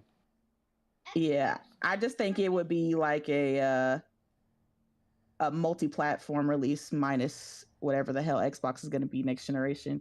But overall, I think it's, like I said, I think it's a good fit, regardless of whatever I want as a gamer, right? Whatever I play, I think it would be good on Sony's portfolio. And of course, I'm always happy to see when Sony wants to invest in, Japanese studios.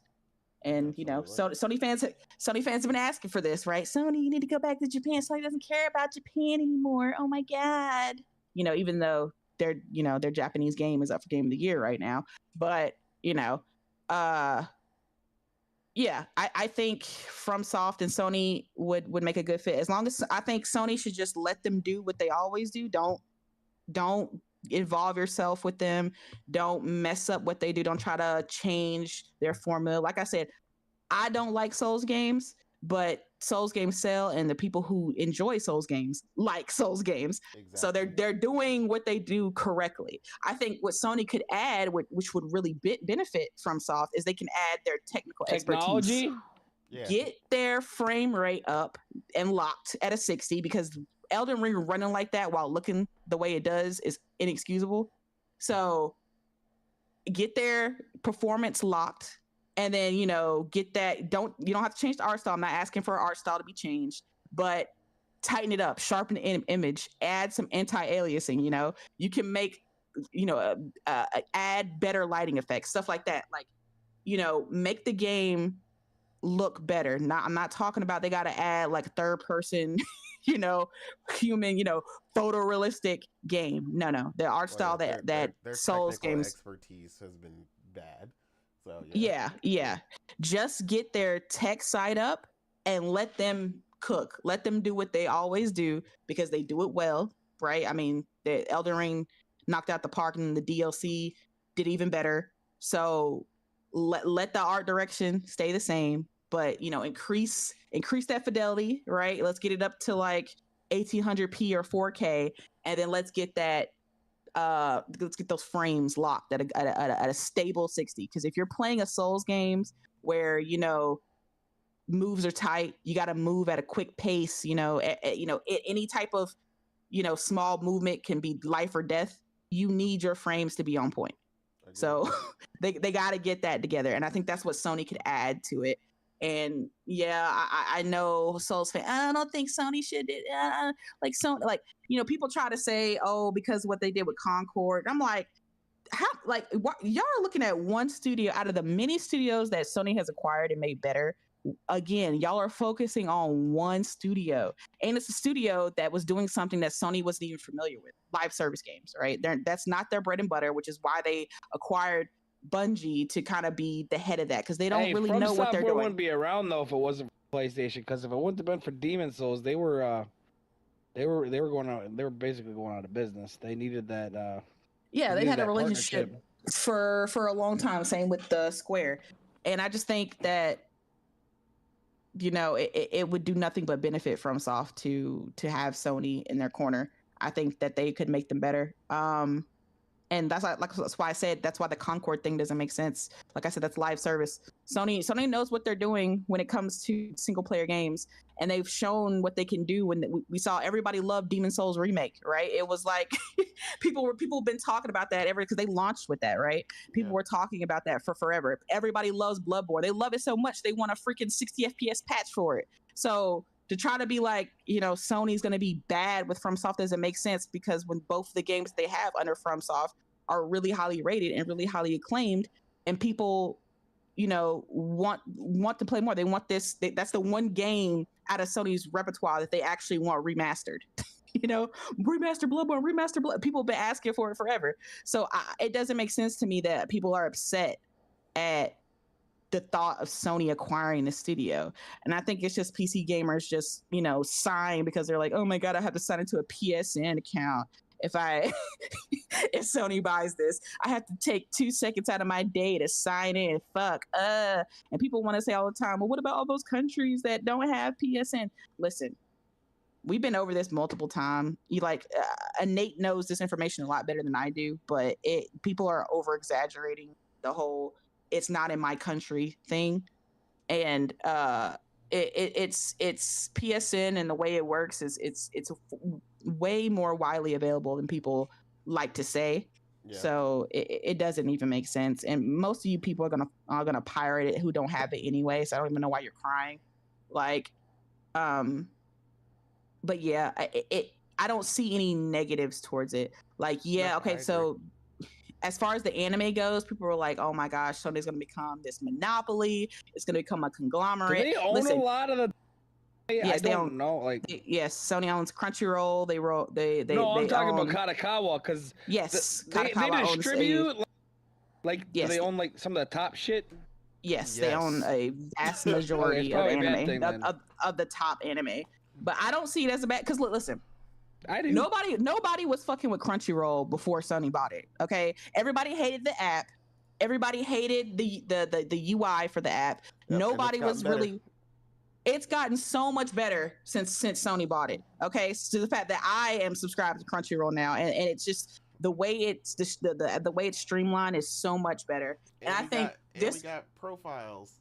Finally. Yeah, we got something as simple as freaking profiles, right? Yep. And I think this will only make my Crunchyroll subscription much better. Put more anime into my subscription. So exactly. Yes, I will be happy. You know, people are upset, but like most of them, I'm gonna tell you right now, most of the people who consume anime like that, like are who are real big anime, connoisseurs. All these dudes pirate it.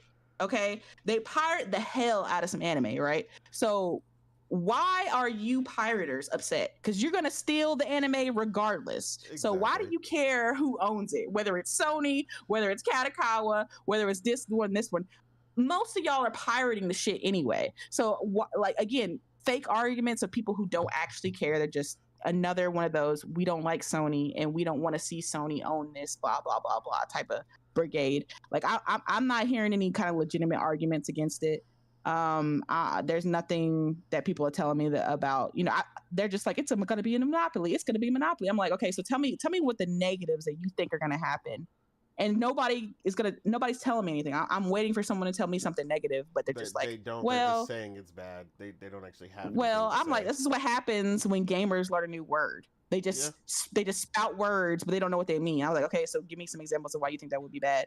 Well, because it's a monopoly. I'm like, okay, all right, well, that's the end of that argument.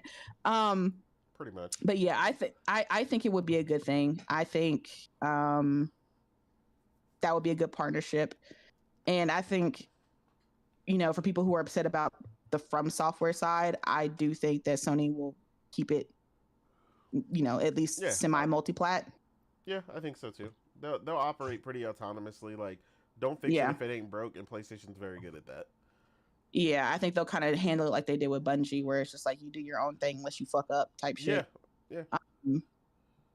But yeah, that's how I feel. I think it's a good thing, but ultimately, if this doesn't go through, it will not affect my day. If it does, it still won't affect my day. But as far as my opinion goes, I think it would be a good buy. I mean, yeah, like I get what you're saying, War, and I don't disagree, right? But at the same time, I don't want this other company anywhere near them. So if the alternative is like this is what it is. There is no Yeah. other choice. Like, this is the thing people got to get through, right? This isn't a like, okay, they stay the way they are or PlayStation gets them. No, this other company is actively going for it, and it's them or PlayStation. If y'all want this K-pop company coming through, the one that's already been, excuse my language, but fucking their customer and the there are consumer only base. two options. Give them the other option then, because I'm telling you right now, there is only two options. I don't think you've been listening to the conversation. Currently, of course, there's probably maybe some offers behind the scenes, but we don't know what those are, so we can't comment on things we don't know. It's just the only two options that we know that are currently on the table are Sony and Kakao. Like, and if those are the only two options that we have, I would go with Sony all day. Yeah, absolutely. I mean, they want as far as they want to go with them. Yeah, and the fact that, like you said, Kadokawa themselves is running to Sony because they don't want Kakao taking over should kind of tell gamers something like, okay, so there's two options on the table, and Kadokawa's running to Sony for help. Why? Yeah, it sounds like they don't want Kakao to take over. That's what it sounds like to me. Yeah, I can put the link down for you. Hold on. Yeah, I was like, they are them. I don't think people understand what the majority shareholder means in a lot of stuff. Like they are actively pursuing a hostile takeover. Like, so it is actually just two choices on the table right now. So unless somebody else makes a major play, and we're talking about a lot of money, and people actually in the position to do something with it, like General Electric's not going to show up tomorrow and be like, yeah, we love Kadokawa. Like that doesn't make any sense. Not General Electric.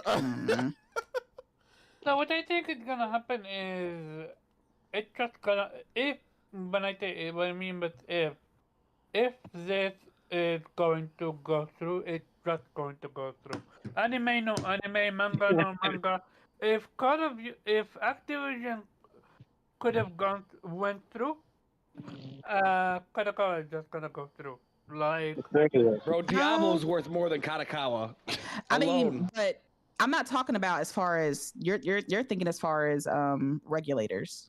But my thing is, it could not go through because maybe there's something Sony doesn't like on the table, or there's something that Kadokawa doesn't like on the table. oh yeah, that is, but there is a third possibility that Kadokawa deliberately leaked that information to basically they don't want to be taken over by any party. Yeah, that's what I say. Yeah. But they have no other choice if it's between a hostile takeover. No. What we've been saying is that the reason that because a lot of the time when there's an offer on the table, the two parties don't disclose it until the deal is done or the deal is basically official. But the reason Kadokawa leaked it is because they don't actually want Sony to take over, right? It's a ploy to kind of get their market share up and get them in a good, viable position to remain independent. They want a bidding war. That's what they want. Yeah. They want a bidding war. Not necessarily a bidding war. They want to drive up share prices. Yeah, it raises the share price. Exactly. Yeah. That's what. Oh, my bad. Go ahead, William. I'm sorry. Go ahead. Yeah. It's not uncommon. I mean, Ubisoft has been doing the same shit for years now. Every time there's rumors they're going to be taken over, and that's leaked, and suddenly the share prices increase, and the story goes away. So that it is possible that this is just a ploy to get the price up so that neither party will be able to buy it because they will have a certain limit. They want as far as they want to go.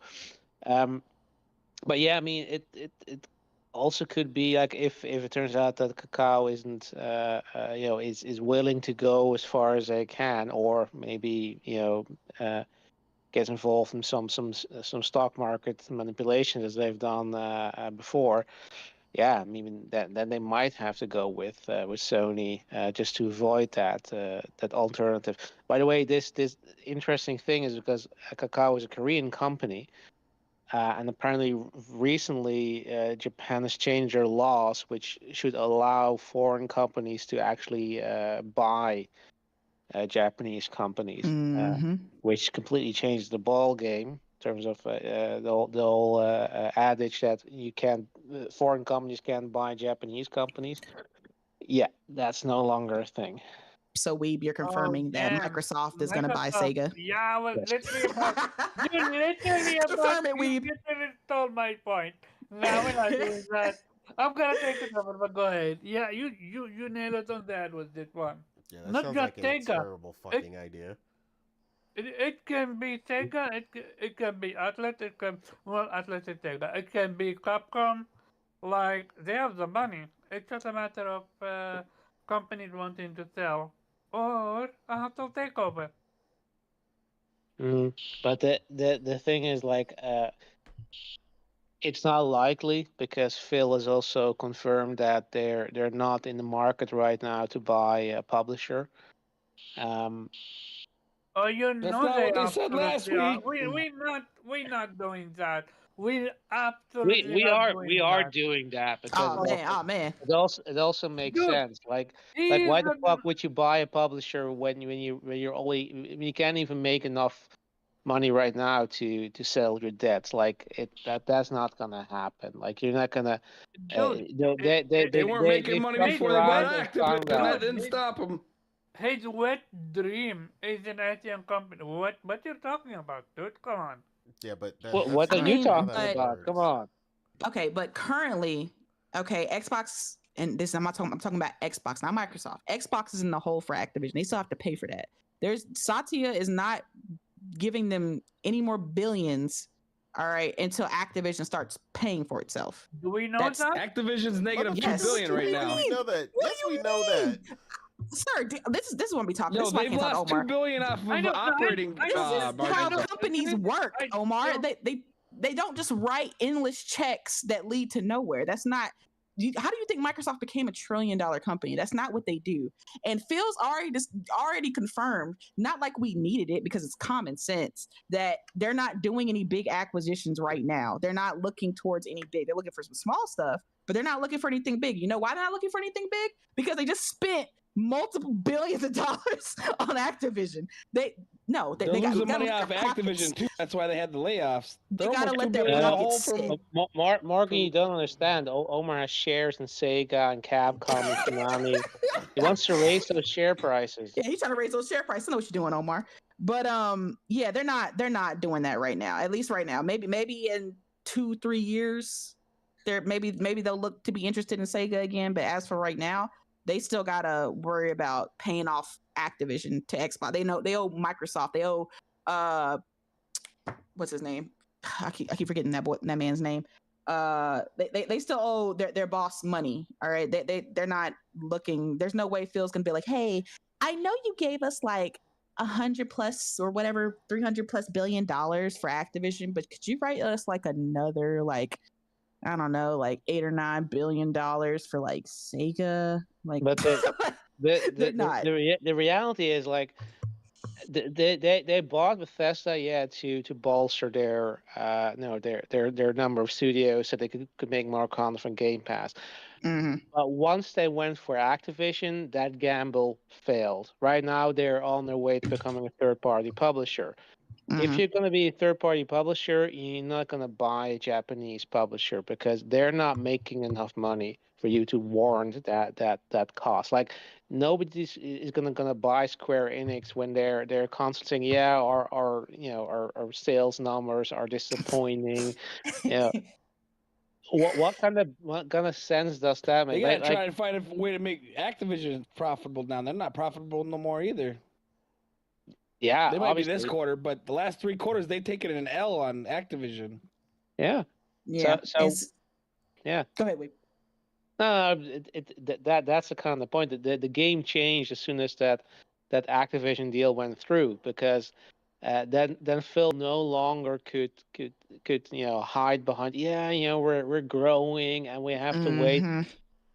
The Mm-hmm. waiting time was over, because at that point in time their stockholders, Satya, was like, yeah, no, we just spent $70 billion, and we're seeing your numbers are not growing. Your console sales are going down. Nah, we need to do something. Like, we're gonna bring all our shit to PlayStation. Yep. I'm about to say that's why right now we had the Xbox just released this big campaign of this is an Xbox, right? This is Yep. why they're doing this huge push of your phone's an Xbox, your laptop's an Xbox, your tablet's an Xbox. Morgan, by the way, congratulations with your 30th anniversary Oh, thank you. Xbox Pro. Bruh. Yeah, that's what I said, right? Yeah, yeah, my Pro is an Xbox, right? It's Yeah, like all that's what their campaign is currently. They're trying to say, and even essentially, you saw I don't know if well, Omar did because he shared it in the chat, but the social media manager of Xbox, joking with Jeff Keighley that the Xbox, the PlayStation 5 Pro that he got, the anniversary edition, was also an Xbox. I mean, he said, it's a joke, but yeah, it was a joke, but it's still, it still had some meaning behind it. It still had meaning behind it, and that's the thing. That's why I'm laughing. There were at this. some tears behind that. Oh yeah, oh absolutely, absolutely. That's not a joke. I can assure you, that's absolutely not a joke. You don't joke like, especially with your position. Like, nah. Yeah, he was still joking though. I mean, he said that. Yeah, but that's the thing. That's what I mean when I'm saying like this. That's why the acquisition of Sega doesn't make sense, because why they're pushing so hard with essentially announcing that they're third party essentially is because they need that money back, right? They're going to all these avenues, showing people where you can subscribe to Game Pass essentially, right? Where you can subscribe to Game Pass on your phone, your tablet, your PC, all these places, because they need those funds to come in. They need this money paid back for Activision. Yeah, right. Because we saw that the sales for Call of Duty are basically have now moved to PlayStation. I think 80 to 90% now that it's released on Game Pass. And they said the Game Pass had growth, but the question is how much growth and how sustainable will that growth be? Like, exactly, the growth's there's growth now because Call of Duty just released, but after a few months, when they see that $22 come out their account and they realize they're not playing COD anymore, are they going to keep that subscription? And they're gonna be like, oh crap, let me cancel this Game Pass really quick. I don't need this anymore. Like that's the real question. What's the long term? Because yes, the numbers look good, but are they going to stay steady and maybe go up, or are they going to go down? That's also the reason why they announced ahead of time the Indiana Jones is going multi-platform. They made sure the day they announced the release date for that, hey, don't worry, it's also coming to PlayStation. So yeah, they're too busy right now focusing on their bottom line and trying to get profit margins up to be looking at something as big as a Sega right now. Like, they tried it at the beginning of the generation when they were still looking for publishers and developers to bring into the fold for Game Pass. But after these two big purchases of Bethesda and Activision, they sitting down right now. They're focusing on what they have and trying to, like I said, increase their profit margins and increase Game Pass subscriptions.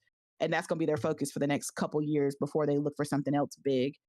And yeah, I don't like, personally, as cool as Sega, I guess, for Xbox, not for me, but I guess for Xbox would be, I just don't see that I don't know. I just don't see that happening, because Sega's the majority of their profit is on PlayStation. So it just would seem weird to be acquired by the company that makes you the least amount of money. Exactly. I mean, it would remain multi-plat, because nobody in Japan even knows what the fucking Xbox is. So it would obviously remain multi-platform even if they did acquire them. But the only thing that would change is everything would be day and date on Game Pass. But I don't really see that as, because most of these Xbox dudes are just happy that a Japanese company is paying them any mind, which is why they talk about Sega so much. But in reality, a lot of them aren't actually playing these games. Exactly. So I don't know if that would do anything for the growth of Game Pass or anything, because they don't really actually care. Now, I'm not saying every Xbox game. I'm saying the majority of these fanboys talking about it do not give a crap about these games. And it's just about gloating. But yeah, I don't know. I don't like, nothing's impossible. But as of right now, Sega's not on Xbox's radar right now.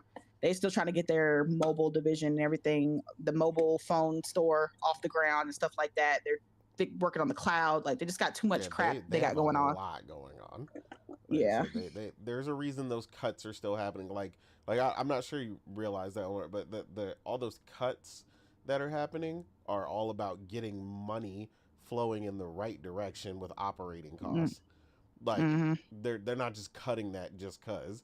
Like, all that is about decreasing operating costs, increasing profitability so that they can get that money back that they spent, because they're doing nothing but bleeding money. There's a reason why, even though Tango Gameworks was so highly rated and highly acclaimed, they axed that developer immediately. Exactly. It wasn't making them enough money. They needed money to flow, and Hi-Fi wasn't doing that for them, so they cut it. Redfall wasn't doing that for them, so they cut it. Like, they're right now they're in cutting mode. They're not in adding mode. Yeah, exactly. So that's why we're gonna see more. Yeah, there's gonna be a lot more layoffs next year. I promise you that. Yeah, with all these layoffs, no, they're not looking to spend money after laying off tens of thousands of people from their job. Like, okay, we're gonna acquire this company after we let you guys off. Like, what? Exactly. Nah. Yeah, nothing has even happened yet enough for them to get the money. Yeah. But yeah, to answer your question earlier, Nelson, I pulled it up on the screen. So Kadokawa right now has produced 449 anime. So that's episodes or shows? Shows. So there's 342 shows. There's 47 movies, 15 OVAs, and 15 ONAs. So okay, I don't know if I want them owning all that shit. So, so the other thing to keep in mind is, this is, like I said, this is what I said, a lot of people are freaking out for no reason. I mean, it's a lot. It's a metric ton. Like, I'm not gonna tell you, like, everything on the top of this list I've seen that I have pulled up right now. Like, these are all some of these are some of my favorite anime. Yeah, but then they're gonna own all the distribution for it too. Well, that's the thing. So even though they don't own Kadokawa, a lot of what you see on this list is on Crunchyroll. They just I know, but don't them not owning them. it can also be everywhere else. You see what I'm saying? Yeah, some Crunchyroll is just an amalgamation of third-party shit, basically. Well, not third-party Sony anymore, because they bought Funimation. So PlayStation and but they Sony don't own none of that stuff on there. Almost all the anime's on other places as well. No, because they actually own Funimation, and Funimation produced a metric ton of stuff too. So they actually own all that first party. I'm glad they took Funimation, because Funimation was trash. I'm sorry. Yeah, Funimation was terrible. Funimation was trash. Yeah, somebody had to take Funimation away from themselves. So yeah, absolutely. But yeah, it just depends. Sony also produces their own stuff. Netflix produces their own stuff. Like, people forget that there's a lot more players. Like, Netflix has the most original stuff. Well, they did that because they realized how popular it was when they first got it. Which originally was the only reason they even had it in the first place was because the CEO at the time, when they first started investing in it, what his son asked him why they didn't have anime, and that's what prompted him to ask about it. And when they put their first 2 or 3 on there, they just shot up and skyrocketed. And then from then on, they after that, they went to invest like $3.4 billion in investing in original IPs and stuff for anime being created for Netflix. So yeah, they went super hard.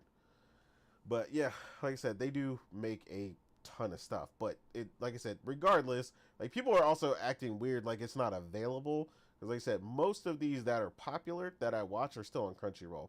It's just like you said, they just don't own the cow. You know what I'm saying? So, and then at the same time, like, I mean, I get warranted. Granted, what Warwana said about prices and stuff going up. But most of these motherfuckers that watch anime watch it on underground sites. Trust me, I would fucking know.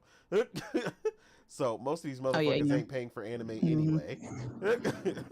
I'm pretty sure I don't actually know anybody besides me and Morgan that have Crunchyroll in the first place. Yes, I'm a law-abiding citizen. So, Yeah.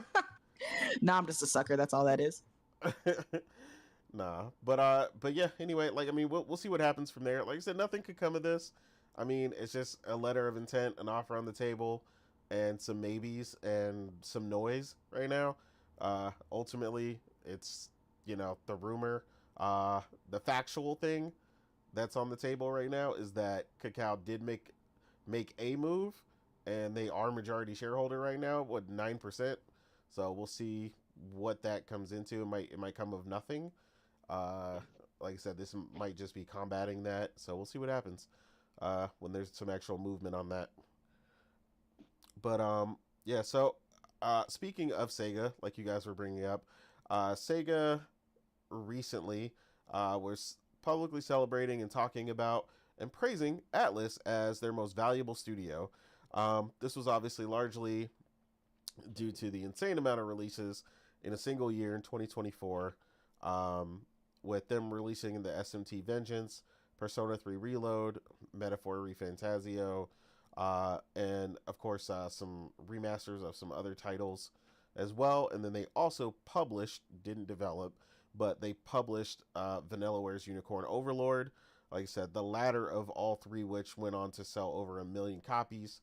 I mean, honestly, you can't be mad at a developer underneath your belt who is scoring high on every game they release, all selling over 1 million copies, pretty much in a day, or at least within 3 days, within that week, or so, selling 1 million copies. So yeah, I mean, ultimately, we've all played something from Atlas at some point, or at least we're aware of a lot of the stuff they've released this year. They've done a phenomenal job. Honestly, I can't even really argue against them for Studio of the Year. I mean, they are the MVP right now. Like they have been carrying when it comes to. Let's not forget the Yakuza series now. Oh no, I mean they're there, but I'm talking about in volume. Oh, I'm damn. talking about volume. Yeah, what you mean? Yakuza been pumping it out. What you mean? I'm talking about this year though. They released Yeah, one this game. year. What All this right. year? What game? Yes, I know it's your favorite game, but it's one game, sir. Listen, we got to get the It's Yakuza one Pirates, bro. I game. love it. I love it. I'm ready for it. I'm ready to take the high seas. All right, again. I'm ready for that game. So ready. Absolutely. Yeah, in 2025, they're coming in hot. Yeah. But Another yeah. GOTY. Yeah, Absolutely. we're gonna see what's gonna happen. It's looking good. But yeah, again, just shout out to Sega, doing phenomenal on all fronts. From the kind of unsure footing they had for a while there.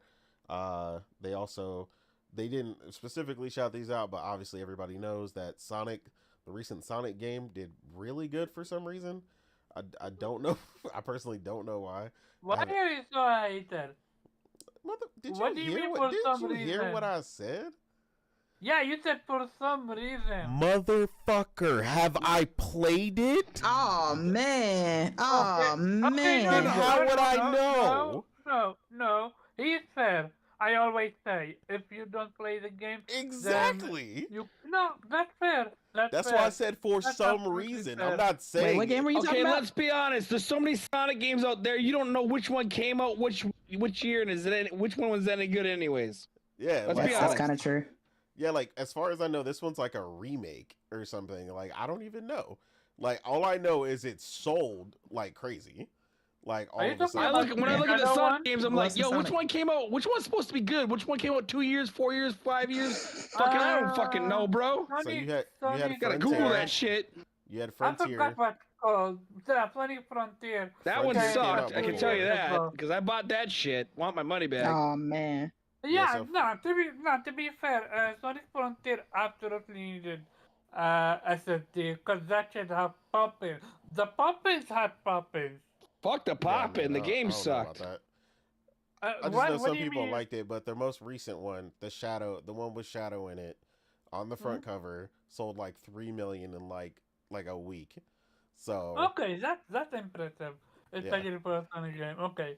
yeah, that's what I'm saying. Like it went. That's why I said for some reason it just took off, like, and people were going crazy over it. So I don't know why.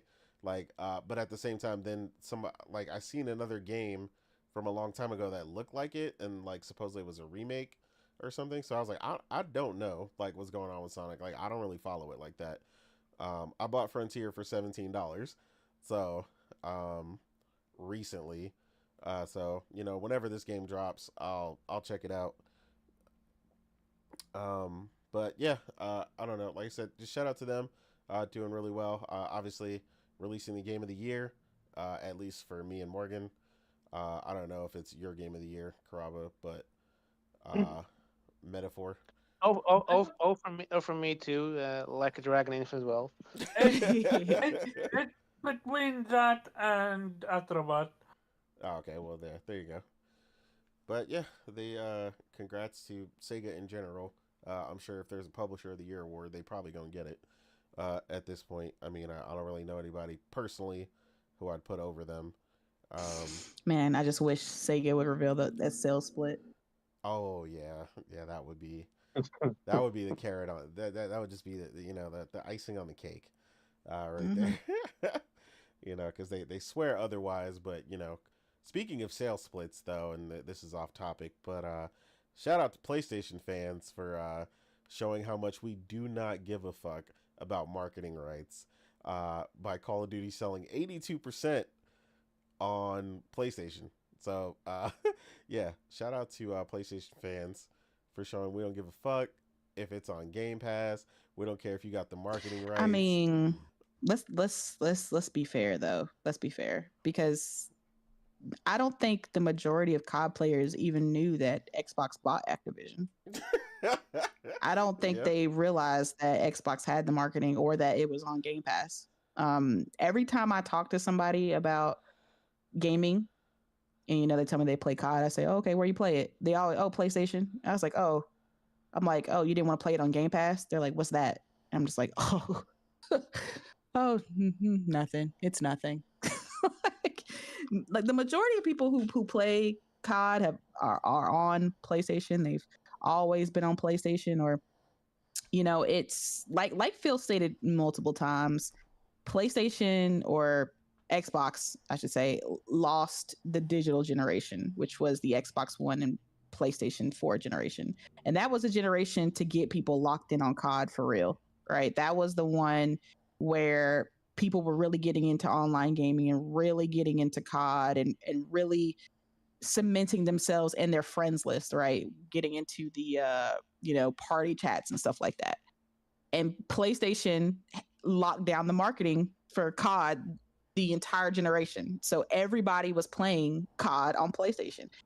And that's not going to change with Xbox now owning it. Like it's not. They can take the marketing rights, they can put it on Game Pass, but the majority of console players are still going to play it on PlayStation because that's where their friends are. That's where their party chat is. Like, yes, it's got crossplay, but people are cemented now. Like that's what it is. Like when you're used to playing on something, that's just where you're going to play it. Like people aren't going to spend $500 or $300 on a console and then subscribe to a service for another $200 just to save $70 or $90 on COD. Like that's not going to happen.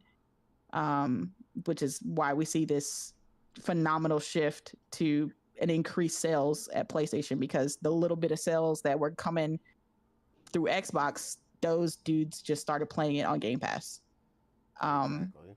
So now PlayStation's like, I mean, that's honestly, if I was PlayStation, that'd be nothing but a positive for me, because I'm just reaping in money for no cost to me. Like I don't have to maintain the servers. They're selling more copies and they're taking a bigger cut than they did before because they don't have the marketing anymore. Yeah, so they don't have to pay for marketing. Exactly. PlayStation no longer has to pay for marketing. They don't have to pay for the exclusive content, like the zombie mode or whatever they used to get. The skins they always used to have.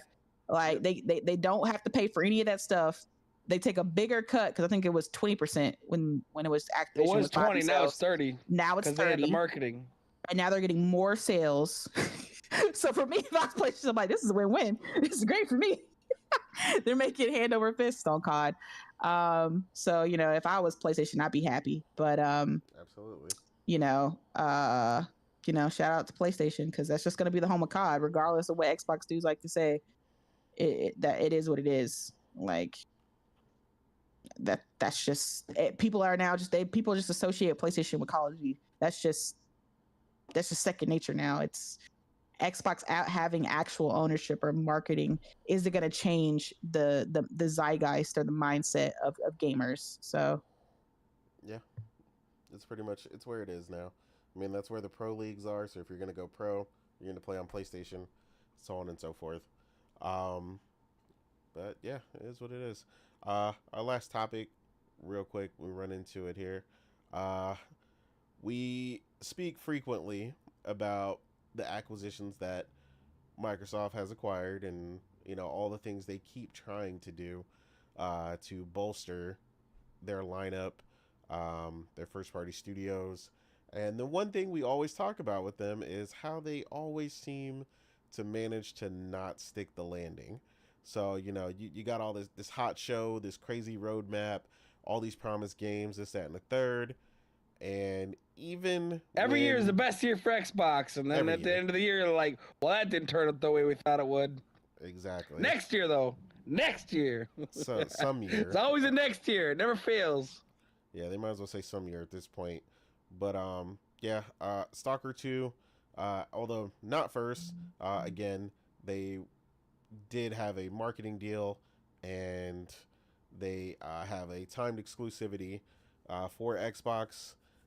And that game, if you've seen it on social media and it been on Twitter or anywhere, you've seen the game launched in a pretty rough state, especially the Xbox version. Performance issues, bugs aplenty. Obviously, if you're aware, that team was originally stationed in Ukraine, so they had a lot of issues during development. They were moved out of there and have been working, comfortably elsewhere, so they could get the game out and polish it up. Just looks like they weren't able to hit the mark, so it's definitely looking like it's going to need some patches.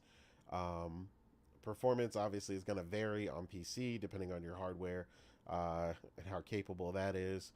So less issues on PC, but still not issue free.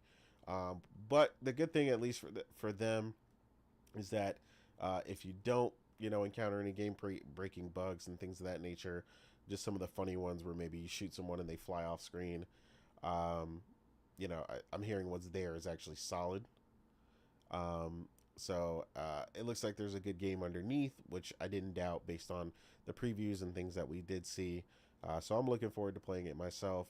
I'm probably just going to, with the amount of games I've got to play personally, I'm probably going to just let them patch it out for a bit. I got more than enough to play right now. But yeah, we may still give it a run. I know Priscilla in particular is a big post-apocalyptic fan, so she's looking forward to that. As well. So we'll see when we jump into it and see how we fare. But besides Stalker 2, we had another release, and this one was atrocious. I have played, this franchise for over a decade now. Flight Simulator. We had Flight Simulator 2024 release, which is currently overwhelmingly negative on Steam.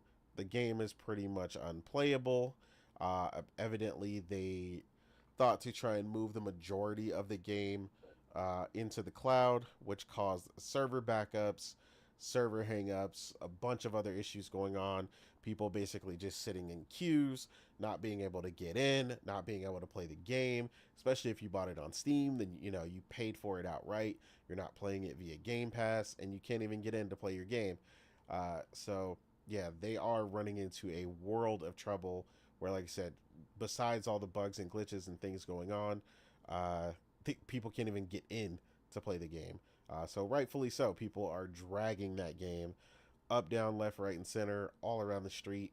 And again, man, just goes to show again what we talk about when it comes to game development, it's ultimately your execution in the end that matters.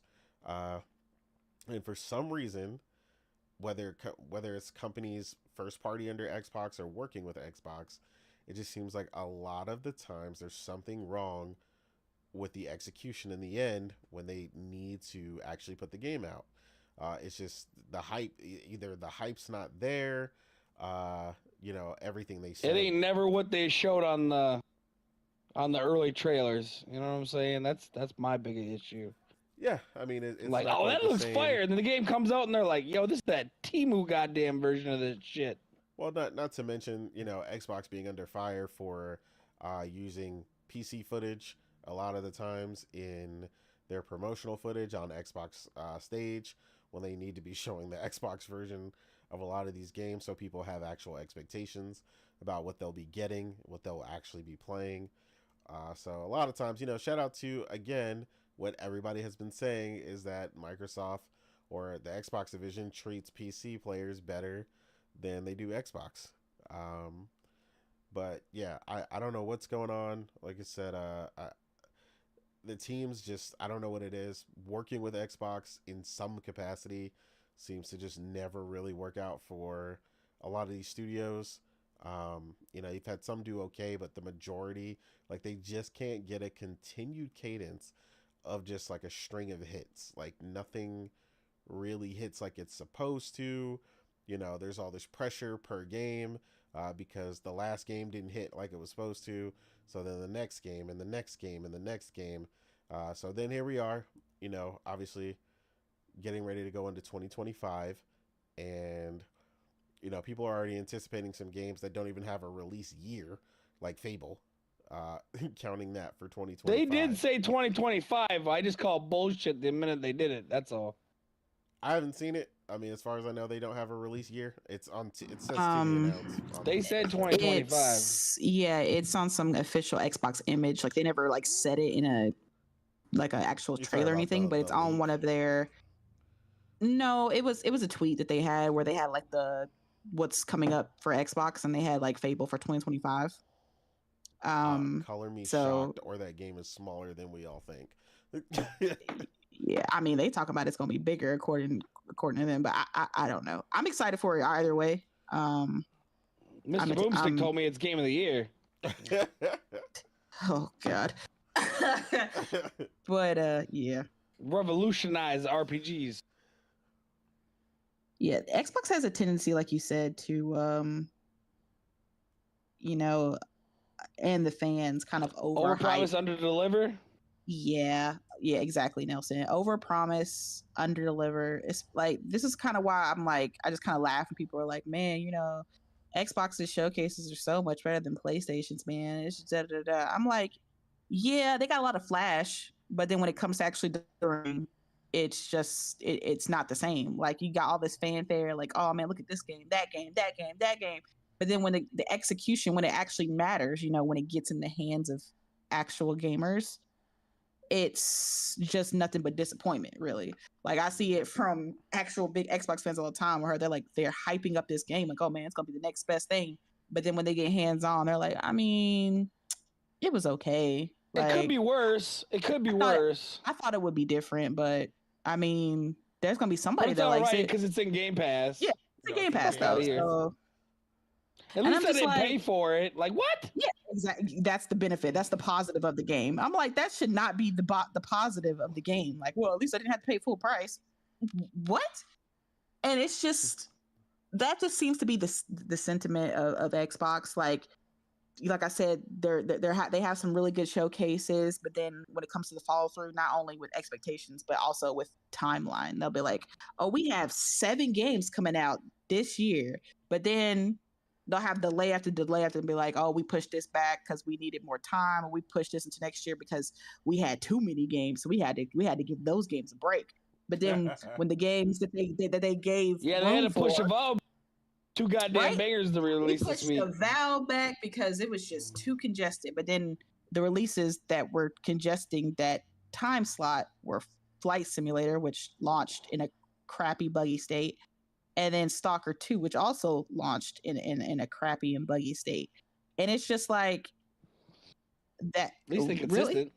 I'm like, honestly, Stalker should have been the one to get the delay, to be honest. But they've been delayed so many times. I think they probably just couldn't afford it anymore. Like they've been delayed like 6-7 times at this point. So it was probably like a money issue. Like, well, we can't really afford to delay this game. We're not really, Xbox is like, we're not funding another delay. So is it close to, is it 80% done? Well, then it is what it is. Just release it.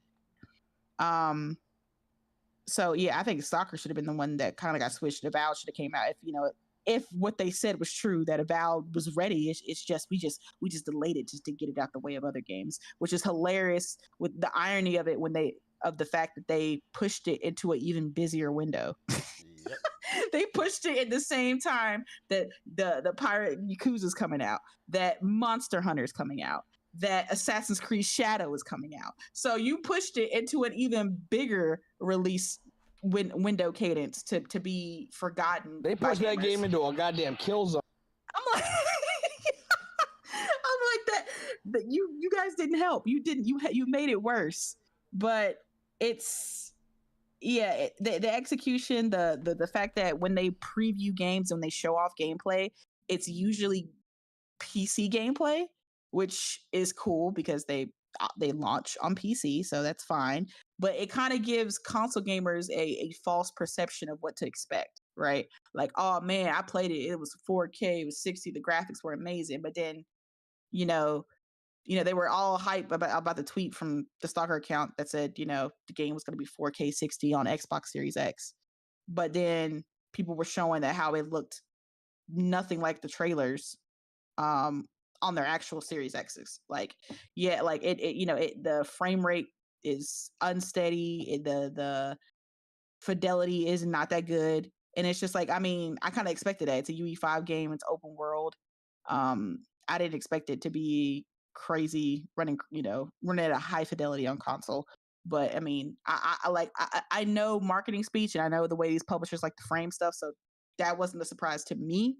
But to the average gamer, they're just gonna be like, "Oh, it's gonna be 4K 60. Oh, that's awesome." And it's like, no, it's not. But it's just weird. Like we've all been saying. Omar said earlier, this is supposed to be PlayStation's slow year. They were saying this Xbox was going to dominate. And then for the first 6-7 months, Xbox was quiet, like nothing. It was just Hellblade 2, a game that took all of 5 hours. And the majority of Xbox players didn't even bother to finish. They started, took some screenshots, and talked about how great it looked. It was the best looking game of the year. It's the best looking game ever made. Game, too much to ask. And then they didn't even bother to finish it. So, but then they had the nerve to cry about how it's not a nominee. Why is it in the game? Okay, you didn't even want to play that. I'm gonna say this as clearly as possible. As someone who actually played the game and beat it and 100%ed it, Hellblade 2 has some great aspects to it, right? As far as the way it looks, the sound design, the use of UE5. I think they did some amazing things tech wise with this game. But to try to sit here and try to justify or argue with people that it should have been up there with all the rest of the nominees, that's insane. And I'm gonna tell you right now, most people who are arguing that didn't even bother beating the game. It's just about, I want an Xbox game up there with the rest of that. I want something Xbox associated up there. And unfortunately for those fanboys, there's the only game that could qualify at the time, because the only game that came out was Hellblade 2. So that's why they're upset and they want that up there, because it's the only thing they have to put up there. But it's not worthy of being up there. I'm sorry. I think it should be in the nomination for sound design. I think it should be in the nomination for tech and graphics. I think those are categories that it deserves to be up there with many other games. And maybe I wouldn't be mad if it won in those categories. But as far as a game of the year, no, Hellblade 2 is not game of the year. I'm sorry. I enjoyed it. I gave it an 8. I thought it was a solid game, but it's not even in the top 10 of games I played this year. There's so many other games more deserving than Hellblade 2, and that's not a slight to Ninja Theory and what they did, but honestly, Hellblade 2 is more of a tech demo than anything else. And there's nothing wrong with that. I've enjoyed tech demos. We all in here, we loved Order 1886, and that was a tech demo. Okay. Rise Son of Rome, that was a tech demo. I mean, those were both tech demos for Xbox One and PS4 respectively. So, and they have a lot of love from the fan base, right? I mean, a lot of us want a sequel to The Order, but we want a sequel that would be more of a fuller experience, right? Take that world and make it into a bigger game, right?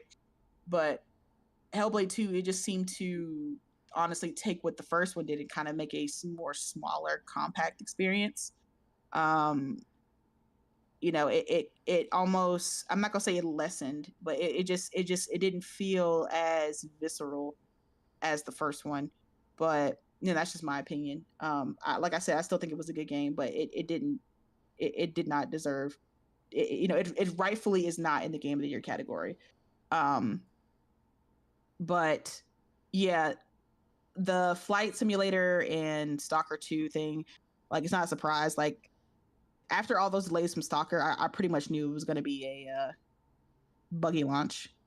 When a game is delayed so many times, like, you just know that when it finally comes out, it's going to be a mess. I mean, I kind of figured that.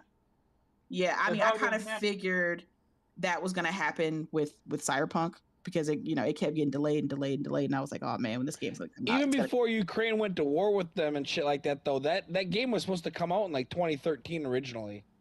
Like, it's been their whole existence has been interesting. Yeah, I mean, I can't, like I said, I can't fault them. They've been going through a war, so I give them a lot more slack than I would any other developer. I mean, I haven't gone through war, so I can't talk like I know what the hell I'm doing. But yeah, it's just a shame. I think they definitely needed more time. I don't know what the hell is going on with Flight Sim. Like, you're literally just, I'm not gonna sit here and diminish their work, but I mean, it's essentially a copy and paste of the damn one that came out the other year. Yeah. Besides, I guess now you can land, I guess. So there's some new aspects of it, but I'm just like, I don't know. I feel like Flight Sim is that game that Microsoft in particular wanted to be that testing ground for their cloud technology. They wanted it to be that showpiece for what the Azure cloud servers could do. And unfortunately, it's a very negative showpiece of those clouds. It's a perfect representation for me of how xCloud is. xCloud is ass. Okay, and this makes me, okay, I just need to say right now that I have been playing on the Portal, and I have been playing the cloud using, the cloud Portal, the cloud beta on the Portal for the last 2 days. I upgraded my subscription, and I tried out a couple of games. I tried out Miles Morales, and I tried out Ghost of Tsushima, and those games run spectacularly on PlayStation Cloud. Okay, I'm like, there is no way that PlayStation Cloud is better than Xbox Cloud. Xbox Cloud has been in beta for like 5-6 years now, right? You would think they have that shit on lock, okay? But that service is trash, okay? And on my same internet, I didn't switch internet providers. I didn't get a new, modem or anything like that. Like, I'm running on the same internet that I use xCloud, and it is night and day. PlayStation's cloud on my Portal, it feels the same way as if I was remote playing. Like, it's great. Like, there was no latency, there was no lag, there was no like, oh, it's gonna take 30 minutes to load up. Like, no, it was seamless. It was. I like how Xboxes play everywhere, but they're the worst place to play everywhere. Yeah. Worst place on PC, worst place on console, worst place on cloud. Yeah, it's just we're everywhere, but we suck at everything. It don't make no sense. How about you get good at one thing first? Yeah, exactly. And so it's just like, damn, so PlayStation can come out the gate, like, as far as putting their cloud, onto a actual device outside of the PlayStation console, and it just works. But Xbox, I try to play it on my iPad, I try to play it on my phone, and it's just trash. Like, I get lag, I get audio dips where the audio doesn't match up with the the lip sync. I get your internet's, your signal's not strong enough, blah, blah, blah, blah. And I'm like, okay, so my signal works phenomenal for GeForce. It works great for PS Cloud, but it's not good enough for xCloud. Make that make sense to me. I'm just like, xCloud is just trash. I'm sorry. I'm not those people who, love to talk by it and like my sister loves xCloud. We're on the same internet, but she's one of those people who doesn't care about lag, right? I know it seems crazy, but she's so casual. She don't care about lag. She don't care about the game dropping.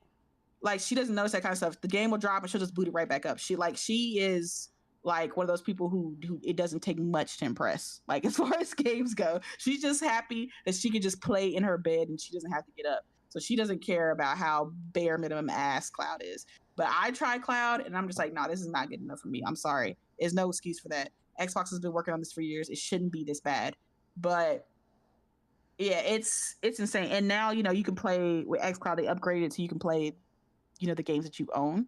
So I'm hoping that with this increased library, they've done some improvements to it. I got to try out xCloud again because I haven't played on xCloud for like a couple months. So I need to try it out again to see if maybe they fix the issues. I doubt it.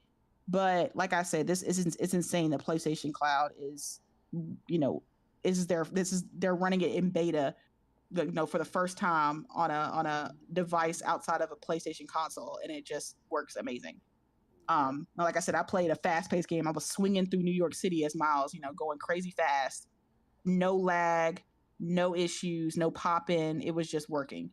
But yeah, like I said, what I'm trying to say with this whole off-topic ass, thing that I'm doing right now is just Xbox has a problem with execution. Everybody came into 2024 knowing that Xbox had, such and such many games they were going to release this year, and Xbox did a poor job getting those games out, for one, and then executing them. Like, the first game that they released should not be in freaking June or July. Forgot when Hellblade 2 came out. And then it's like a short experience. Then you go again for months without anything, right? Yep. And then the competition, which everybody deemed was going to be slow, had banger after banger after banger after banger. Okay, it was Helldivers. It was Final Fantasy. They had Grand Blue. They had Stellar Blade. You know what I'm saying? Like, they just kept releasing stuff. Like, yes, they had the abysmal disgrace that was Concord, but it's like literally the next week they had the Game of the Year nominee Astrobot to make up for it. So it was just like, oh yeah, with this Concord, but it's all right, here, we got a GOTY for you, so don't worry about it. Yeah. Like, that's just like PlayStation's cadence, and that's my thing with PlayStation. Like, even when they don't have that first party, they make sure to have that second and third party unlocked to fill in those gaps, so that we're never like sitting and twiddling our thumbs like Xbox fans, like, we'll play third-party games or whatever, and we ain't really got nothing. But PlayStation makes sure, like, okay, we got this for you, we got this for you, we got this for you. They want you to make, to feel like your investment in their console was worth something. Like, okay, you bought this, and these are the games you're going to get with this. I mean, they even got the surprise exclusive of Black Myth Wukong. I don't think it was intended like everybody says it was, but that's why you make sure to make these friends and have things a lot. They made sure to go out of their way and to go to China and make sure that this game was on their console. They could see that this was going to be a hit. And they made sure to go over there and get this game ready for the PS5, unlike the competition, who just likes to kind of sit and just hope that games come over there for whatever reason. Exactly. But yeah,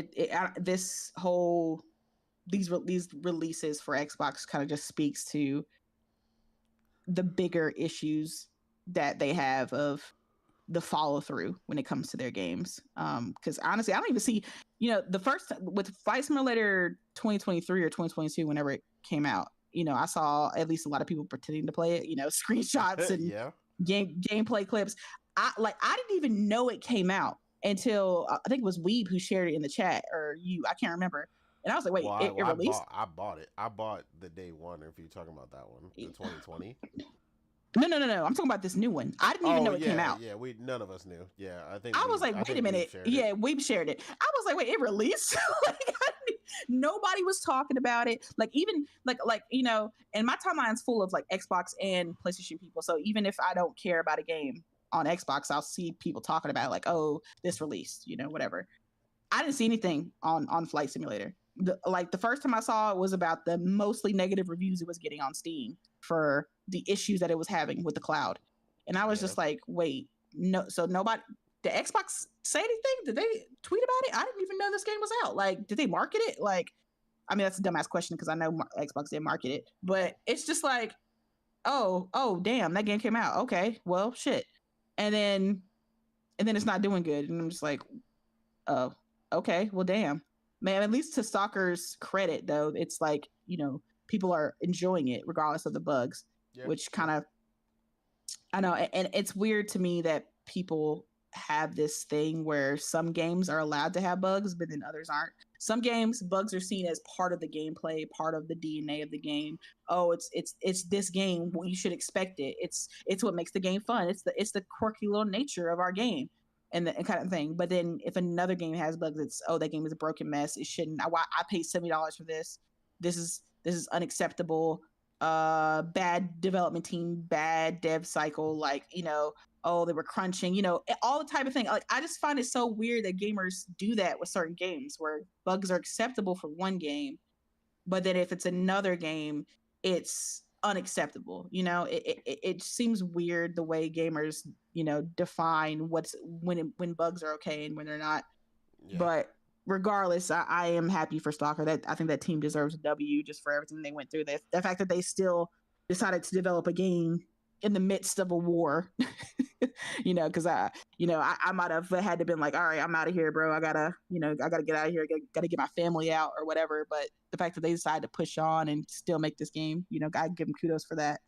So, I'm happy that they're doing well, and they think they surpassed 1 million, right, in the first 2 days or something like that. 1 million in sales. Yeah, they sold over. So that's good.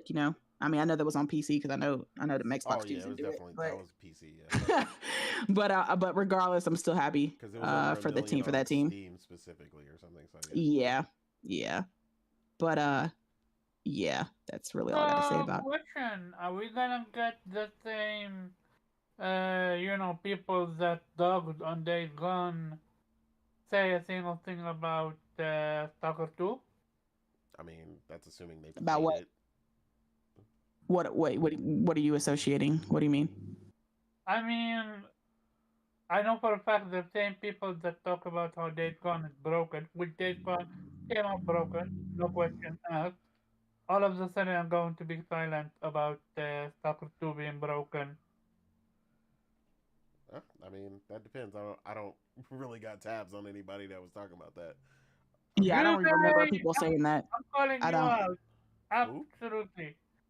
It's not vitamin D, that's in 2 days, but I'm calling them out. Well, you surround yourself with those type of people, Omar. So that's why you hear that. No. It's just outside of him. Like, ton of people called out Days Gone for being broken. You're talking about when it was on Xbox or when it originally launched on PlayStation? No, when it launched on PlayStation. Like, PlayStation 4 Days Gone was trash. I love that game. Oh, Days Gone. Okay, for some reason I thought you were talking about Death Stranding. I was like, what? Days Gone. Yeah, my mind went to Death Stranding for something. Okay, yeah, Days Gone. Okay, got you. Yeah, it's crazy to me. It seems like Xbox just can't catch a break. Like, they had an amazing, I'm saying amazing because, most of the showcase are trash. They had a great showcase this year, and how do they follow up with? I have, like, I understand cloud and all, but Nate, don't they test these things before releasing them? I mean, supposedly, but they, I don't know, they did what they did, man, so... A lot of games come out broken regardless, so... But to such degree, especially, like, the previous one, was it that broken? I don't know, because, again, most people... You gotta remember, like, the previous Stalker came out, like... No, over 15 years ago. Sorry about that. I'm not talking about Flight Sim 3. No, the previous one was not broken like that. I played it day one, no problems. I jumped right in and I bought it. I played it on Steam and it was fine. Maybe they should have just kept their planes in the sky. Maybe landing on the ground is just too much. Well, no, I mean So they could land before, but like yeah, you're talking about now like being able to do other stuff on the ground. Yeah. Yeah. I just question where is the quality of control? Like a lot of people said, like apparently for whatever reason they didn't get the testing that they should have. Because I mean that's like you're talking about QA. Okay, Stalker 2, okay, I can understand, but Flight Sim as well? Yeah, I mean No I way. don't know what they were thinking with this whole like I don't know. It's apparently like something unprecedented that they've never done before with putting out an even larger amount of the assets depending on the cloud, which like I said they already had enough. I thought what they did before was fine, where the map because it was using real time weather data and a bunch of other stuff. I thought that was great and that was cool, but yeah, trying to put basically more and more stress on the network was just in the cloud servers just seemed like a really big mistake on their part, and honestly I'm not sure how they're going to fix it without rewriting it or coming up with a massive boost in server capability. So But they have not tested before releasing it? sure, they could have had a beta, but they Like, didn't. like let us overload the servers and I don't know anything about tech, but just generally, let's overload and push it to its limit and see what we can get away with and how it's going to be. How difficult, it took me. Why does it feel like he learned nothing from Redfall? Phil Spencer did. I don't know. I guess they were confident Why? in releasing it and thought they had it Like, covered until they didn't. if if I am Phil Spencer, Redfall happened. Every single I every single game I'm either releasing or partnering oh fuck me partnering with, I'm absolutely gonna triple quadruple double check what the game is, how it is. I don't understand, and yet they hail him as Xbox savior. I mean, like we said, there is a issue there with quality control, especially when it comes to the final product and releasing the game. So, but You're assuming they care. yeah, You would that think too. Yeah, they'll you would think they've learned their lesson after Redfall. You Like you would assume you learned your lesson as a consumer after that all. yeah. There you go. no, but he literally came out and apologized. Like you would think, okay, I'm not gonna have a Okay, but you person. have to ask yourself, Omar, how many times has Phil Spencer come out and publicly apologize? How many times has he come out and explained what and said, we messed up, we won't do that again? Let's talk. I Yeah. don't pay attention to that. All I know Okay, is that he has done someone this apologized. for like 7 years. Oh, Okay, that's- so the fact that you think on year 7 he finally learned his lesson, like, oh, No, we're but sorry, we Phil's been in messed up. charge for Wait, like 10 years. my issue is Redfall wasn't even that long ago. In the scheme of things, Yeah, but you got to remember. I mean, regardless of him being in charge, right? He's not there every second, every hour of every day for every team. Like, but he Yeah. has if the someone else team for wait, it. hold on. If the team Uh, tells him we're all green over here and everything looks good and everything looks good on our end in internal testing, and then you launch and then 2 million people bombard the server and shit explodes, that's different. Yeah, it's like we gotta also factor in, like you said, this is cloud and there's a lot of real world testing that you can't do during the okay, Q&A process. but I'm if I'm Phil Spencer and I find out, okay, here's what the plan is we want to try a new thing called cloud. I'm like, hold I up. mean, it isn't really new for them though, because they did the No, same but thing with I mean the earlier flight releasing it sim. at the cloud day one. That's what I'm talking about.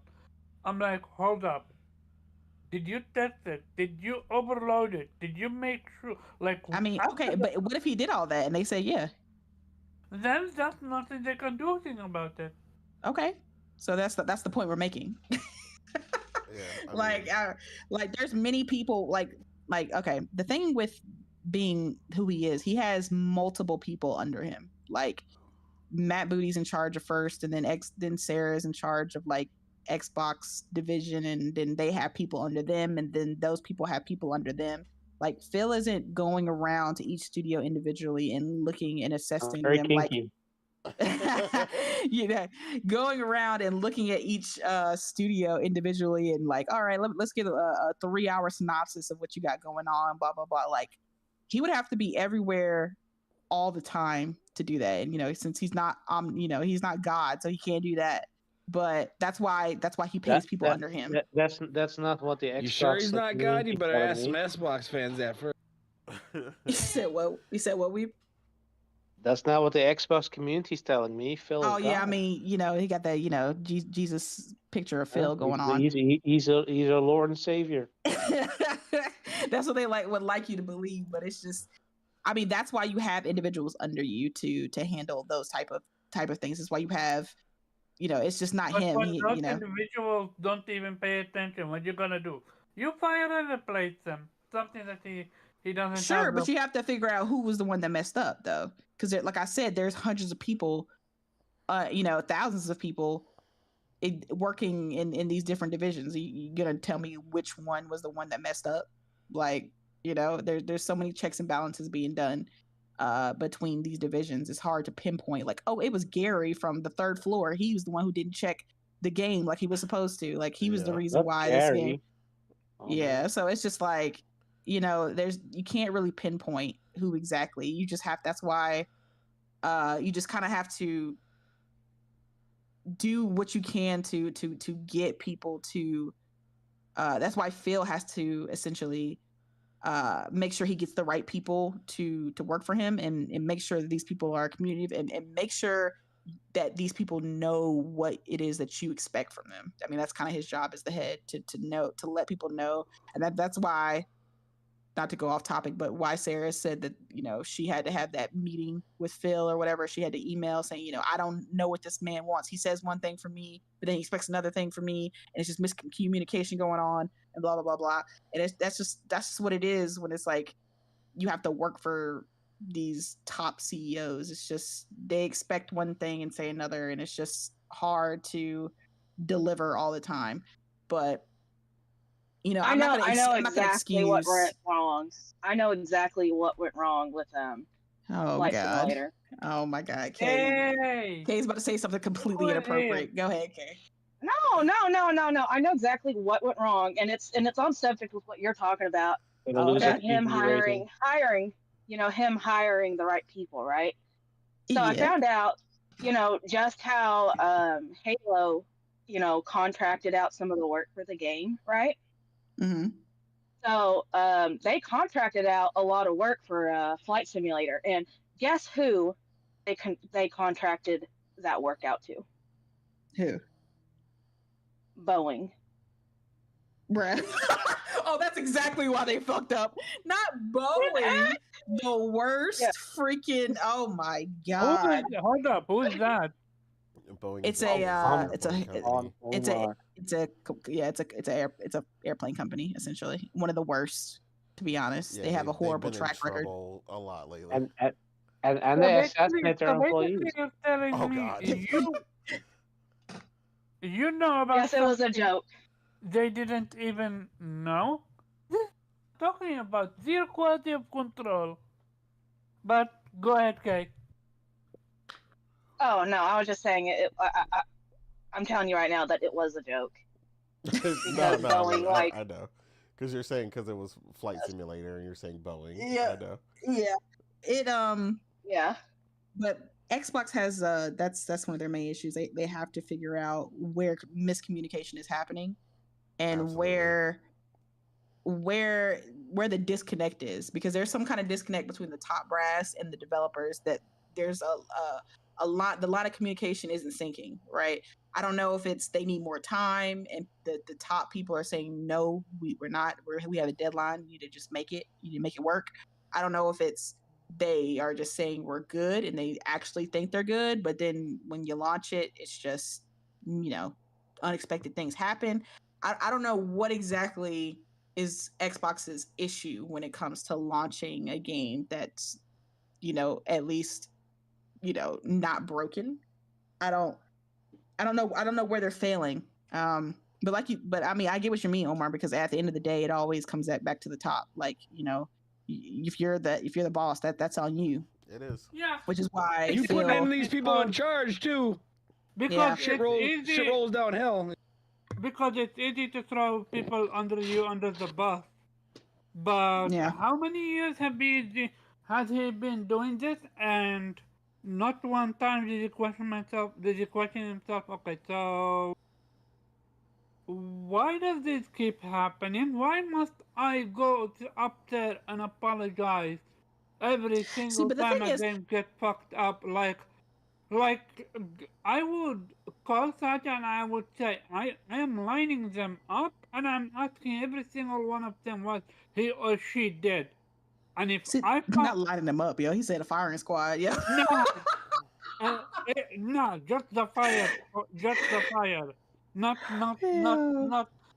for shooting, like See, but the thing firing for about it real. is, though, Phil doesn't have to go up there and apologize. He keeps doing these apology tours when no one asks for them. When PlayStation messes up, you don't see Herman or you didn't see Jim go up and go to GameSpot or go to IGN and be like, we sincerely apologize for messing up what we did. No, they just go about their day and continue doing business and continue developing games. Like for Concord, they didn't decide to go, let's go on IGN and do an interview. Let's go on Bloomberg and do an interview and apologize and tell people. Like, no one wants that. No one cares about that. You know why? Because it's all fluff. It's all words. It doesn't mean anything, right? You can sit here and apologize to me all day, but that's not going to change what happened. All right, just do better. That's all I care about, right? That's just that. That's what people want. But for some reason, Phil feels the need to continue to go on these apology tours every time he messes up, and it makes him look worse because you're consistently apologizing and not changing, and that's what pisses people off, that he does that. I'm gonna take a page out of K book, and I'm gonna say Phil have an apology fetish. I'm done. I mean, I'm pretty sure he has like his apologies written out, saved on Word documents for like probably saved They're under the all file. the same. I don't see when he tweets that shit out. Yeah, it's like, yo, he just got that shit on copy paste. Exactly. He got on a Word document. He's updating his right now for Avowed. It's saved under the file name, for the inevitable, because I fucked up again. DOC. Yeah, exactly. Document. Yeah, because he just copies and pastes and be like, guys, I apologize for once again fucking up. He's like a politician. I apologize. I messed up, but I won't do it again. But I probably will. But you guys will forgive me because my name is Phil Spencer and you love me, so it's fine. Like, and that's the problem, because his fan base will continuously like apologize for him and continuously say that everything's fine, there's nothing wrong with it, like, he's the best thing, blah blah blah blah, like, there's no holding him accountable for anything. So it continues to go downhill. Like, a lot of them are upset about the direction Xbox is going, but they know that train, there's no turning that train around. It's done. So all they can do now is just cope with it. Like, all they can do now is just say, oh, it's fine. I love this direction of Xbox. I have no problem with this. This is great. This is great for gamers. This is fantastic. I want games to go everywhere. It doesn't matter to me. Like, no, because if this was back in 2020 and you asked these Xbox gamers what they thought the direction of Xbox would be, they thought Xbox was going to get Bethesda, right? Or you asked them after they got Bethesda, right? You asked them what they thought Xbox was going to be, they're going to tell you, oh, they're going to dominate. They're going to take over. They have more studios than PlayStation now. It's over for PlayStation. They're going to dominate the console market. They're going to be have more exclusive. Yeah, they have more cadence of exclusives. Yada, Exactly. yada, yada. Everybody's gonna buy Xbox No because they're gonna follow want on all play- these. That's Yep, that's all that. But now, because Xbox has shown their hand, they've told people what it is. Now they've switched up what it's gonna be. Oh, they're becoming more third party. Oh, that's fine. That doesn't bother me. When everyone play, we all win. Yeah, that BS. But if you actually listen and look and read what these Xbox fans are saying, despite what they like to pretend like they're okay with, all of them are, or most of them are very upset about this direction, and they do not want Xbox to go in that direction. But they don't want to say that. They don't want to be the ones to, I guess, take an L or their pride be hurt or admit defeat in front of PlayStation fans. So they're just coping. No, they are just afraid of their fan base. That's basically it. They're afraid of their followers. They're afraid of losing followers. Nobody is okay with being treated like a third citizen. Like, to me, it feels like, to me, this is how it feels. PC dude, they are on the top for the Xbox. Then comes PlayStation, then then Xbox. I truly feel like Xbox is treating PlayStation players better than Xbox players. I like, to me it feels that way because the way they revealed what you call it, um Indiana Jones going to PlayStation like that, like the game wasn't even out yet. When has that ever happened that the game is not even out yet and that the reveal is going to a different platform like that? I mean, On they're a such a third-party big developer day. now, so things have changed. Oh, that's the thing though. Xbox Xbox don't care about their own gamers. They have them. They're gonna follow their game is gonna follow them no matter what they do. Like, Yeah, I we mean, they know see that. that. Yeah, precisely. So they're just gonna do what they're gonna do. And if you are one of the few hardcore that actually live in the Xbox ecosystem, so what? You're either gonna go to PlayStation where they're putting their games at, or Nintendo, or PC. At the Yeah. end of the day, that that atrocious commercial that I genuinely thought it was fake, like, that's who they are right now. Yeah, agreed. But yeah, with that being our last topic, we'll go ahead and get ready to close it out. Um, Again, thank you for everybody who came through and chat. I don't even really have time. Keyblade, Will, Warwana, Priscilla, Viper, Seafresh. My chat messed up earlier, so I can't go back to the beginning. Sam. Hero, Will, RPG88, There you go. C Fresh. Cool. Yeah, and Before then you close it everybody out, else who Oh my God, no more. No. everybody else who came through, people who are lurking in the chat. Again, great discussions going on in the chat. If you want to find everybody, like I said, all of our ads are at the bottom of the chat. We're gonna just go ahead and skip the outros because we're bordering on 3 hours. And my people's dying on me out here. I hear we about to roll over in his in his chair. So without further ado, we're gonna get ready to head out of here. And thank you, Kay, for joining us in the final moments. It was lovely to hear your voice, ma'am. She has to make her a It's so good spectacular to hear entrance Kay. as I feel always. bad I gotta split fast because you know what happens this time of day at my place. I know the kids coming for you.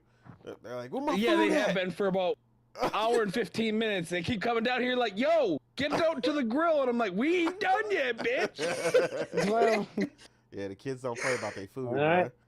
But yeah, without further ado, we out of here, man. Appreciate everybody who Otter came Nation. through. Otter Nation. Automation. Otter Nation.